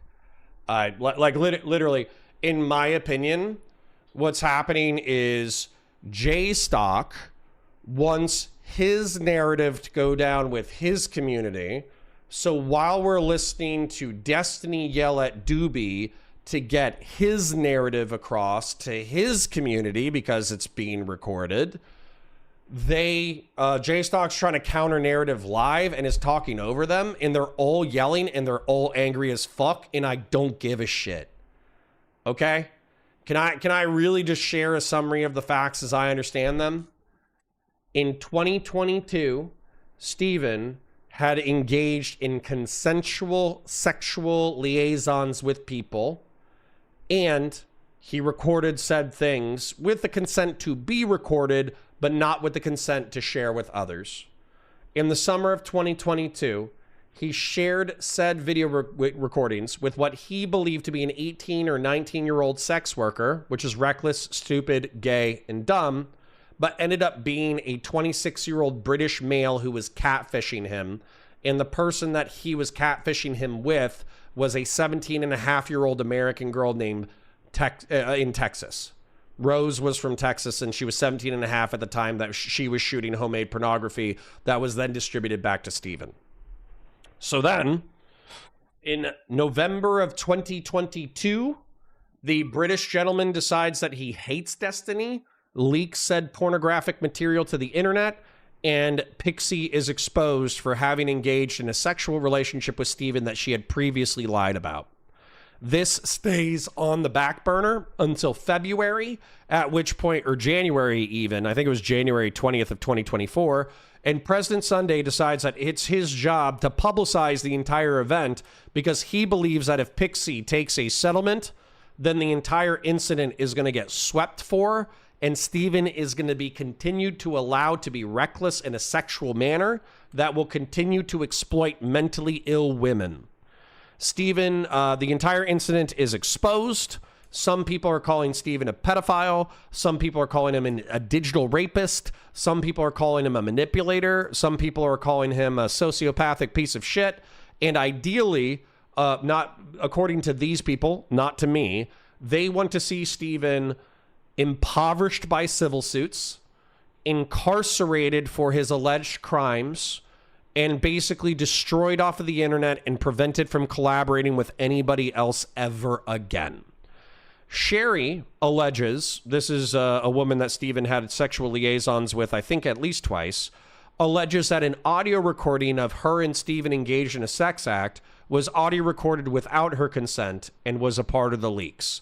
That allegedly went to a criminal complaint. I think her home state is Virginia, but to our knowledge, it has not gone anywhere besides that. Allegedly, there was a police report filed in the state of Virginia, and that's as far as it went.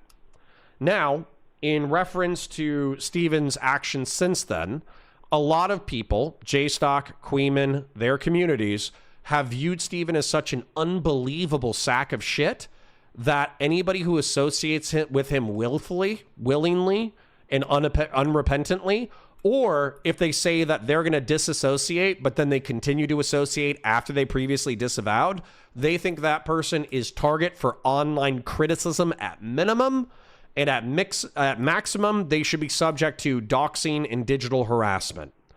Now, When accused of engaging in doxing, swatting, and digital harassment, Queeman and Jstlk have both said, we are not personally doing the doxing and swatting. We're just criticizing you online, criticism that you deserve, therefore eat a dick. Finally, what was happened in the past month that has kicked this all off is Jstlk has a clipping Discord, 100-person Discord, where they find all the bad clips of Hutch, who is friendly to Destiny, but not Destiny's friend, Lonerbox, Destiny himself, Dan Saltman, Dan Saltman's co-host, I forget what that guy's name is, but we've met before and he was nice on anything else. And basically, who else? Kyla. And so these people have been digitally harassed, stalked, and doxed. Weirdly enough, I don't think I'm important enough to dox or stalk. So, good for me. And yes, and then one of the things that Dan revealed last night, Mooten. I was thinking of Mooten. Sorry, Mooten. Sorry that I forgot your name for a second. But in order to join the Discord, allegedly, it was a joking criteria, but this was the criteria in order to join the Discord. You had to hate Ethan Klein, you had to hate Destiny, and you had to hate Israel. And if you hated all three of those things, you were welcomed into the Discord, either as a creator or as a commentary community member in order to joke and talk shit with your friends, but also in order to clip people that you hate. So you got doxed too, Connor. Hate to break it to you. Okay, well, they haven't done shit with it, so good luck, you fucking F-slurs. So yeah, so that's what happened. And then Doobie is expressing sympathy for the snarkers because he thinks Destiny is a bad enough guy that he deserves hyperbolic and vicious criticism on the internet, but he does disavow digital harassment and cyber stalking, bullying, doxing, and swatting. But Doobie's getting caught in the crossfire because he's ideologically defending the snarkers. That's what I got for you. So if anybody else has anything else in reference to that fucking drama or whatever, I'm all ears. If there's anything cool, funny, interesting that gets revealed through that Darius conversation, then I would be happy to hear it. But I am not going to listen to Destiny viciously yell at Doobie, who is on the defense for the snarkers, while Jstlk yells over both of them in order to defend this viciously unemployed energy expenditure. So, yeah. Hey, bro, join the Discord real quick. I need you to peer review my PII. True. Every single person who worked with PV got doxed. I don't give a fuck. Nobody's had the balls to actually do anything to fuck with me, so fuck them. Fuck them! Fuck them in the ass. Every time I've watched Jstlk on Kick, he's always offered someone from DGG the chance to join voice chat. So why doesn't he just talk to Destiny? Just talk to Destiny. And Destiny will try to steamroll you, and you can prove how much more smart and beautiful and brilliant and moral you are compared to Destiny. That's what it is. And realistically, these people just need to go have sex. So, just fucking Destiny and Jstlk, go bang each other. Seriously, holy shit. At this fucking point, the amount of hatred that you guys have expended to each other, it's just fucking crazy pants. So, Tay said, I'm an hour behind, but Connor was so excited about the Toyota war that he missed it was fought by the Chads and the Libs. Huge meme all around. Based. I read it as P. True. James Vagabond says, purge the brain rot from your hearts, brethren. Or just don't let it rot you. Doxing people is legitimately fucked in the head behavior. Yeah. You don't need to know my address. You don't need to know my fucking phone number. You don't need to know my social. If you want to criticize me, criticize me. It's fine. Talk shit about me on the internet. That's great. But this is too far. Whatever this thing is, this fucking digital war between Jstlk and Destiny, it's too fucking far. And I will engage with it when it's funny or there's interesting things to describe. I am not going to sit there and listen to these motherfuckers give me a headache. That's not going to happen. I'm done. I'm done for today. Rach says, VAWA also trains attorneys, funds consent education, helps train DV/SA hotline workers and volunteers. VAWA is for all victims, not just women, protects trafficking victims too. Cool. A buxom lady smothering your face with cheeks fixes depression. Well, I don't have access to that today, but in general, you know, it's true that the company of people you're sexually excited about is good for you. Boston Bam says, I'm out. I'll enjoy your day. Appreciate you, Boston. I'm following you out. Desi needs to pay me to manage the ex-sex cult members I grew up with, BPD women in my family. There you go. Connor, I would like a stronger stance on you regarding harassment, manipulation, exploitation, and vigilantism amongst the COG. Don't do it in my server. How's that? Officer Nasty and fucking whoever else is engaged in that fucking gay shit, they can fucking... If they ever track mud back into the server, then we can ban them. But if the mud does not get tracked back into the server, I don't care. Okay? Although, if we find like a cabal, let's say that we find like Officer Nasty has 2 little fucking freaks that he's encouraged to join the Discord and they're doing gay ops on us, then we can, of course, fucking ruthlessly fucking execute their ass. But I would want to see, number one, I would want to see if they trap mud back into the server, talk to me about it, and I'll give you the green light for a ban. And then number 2, if they ever use our server or any information gleaned from our server in gay ops or p-ops, they're fucking done. And they're persona non grata in the community.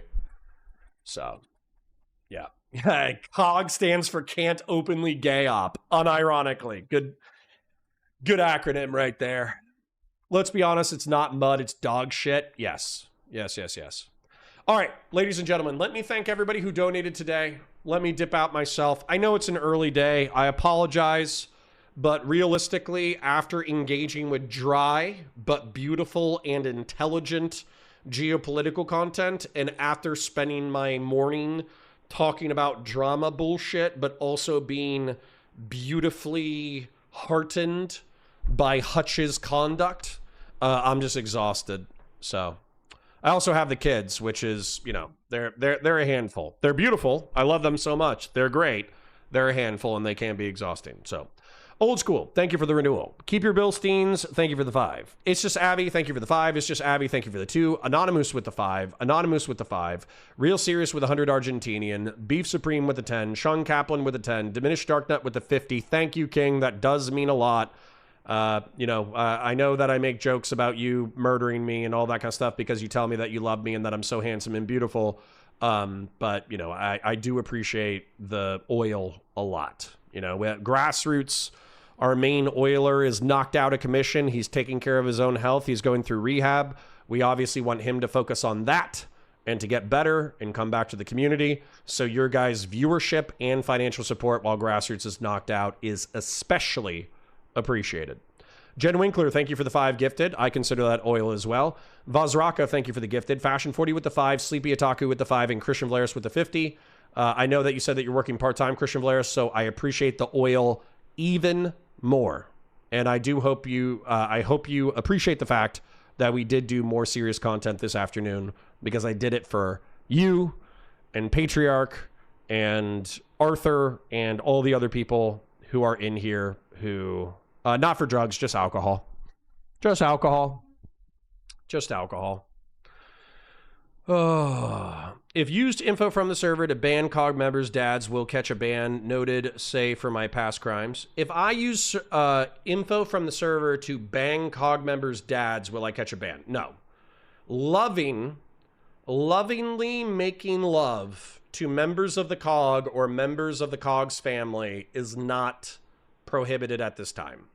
If you bang my mom or my ex-wife, we will revisit that rule. I thought it was funny Connor followed that guy too. Which one? Anyways, Grassroots, it was just alcohol. To my knowledge, it was just alcohol. So, Smelly Mental, thank you for the membership. James Vagabond says, nah, you know, Grassroots is flying on adrenochrome. Well, probably he can afford it. So, all right. Ladies and gents, I'm going to go. I parasocially love you. Like the stream, share it with your friends, engage with chat, super chats if you got them, memberships if you got them. If you need some brain damage, then go watch that fucking... I'll literally link it. Here you go. You want some fucking brain damage? There you go. Go listen to Jstlk yell over Destiny yelling at Doobie and try not to get a headache over the next 2 hours. So, I was able to quit drinking by getting into heroin. Nice.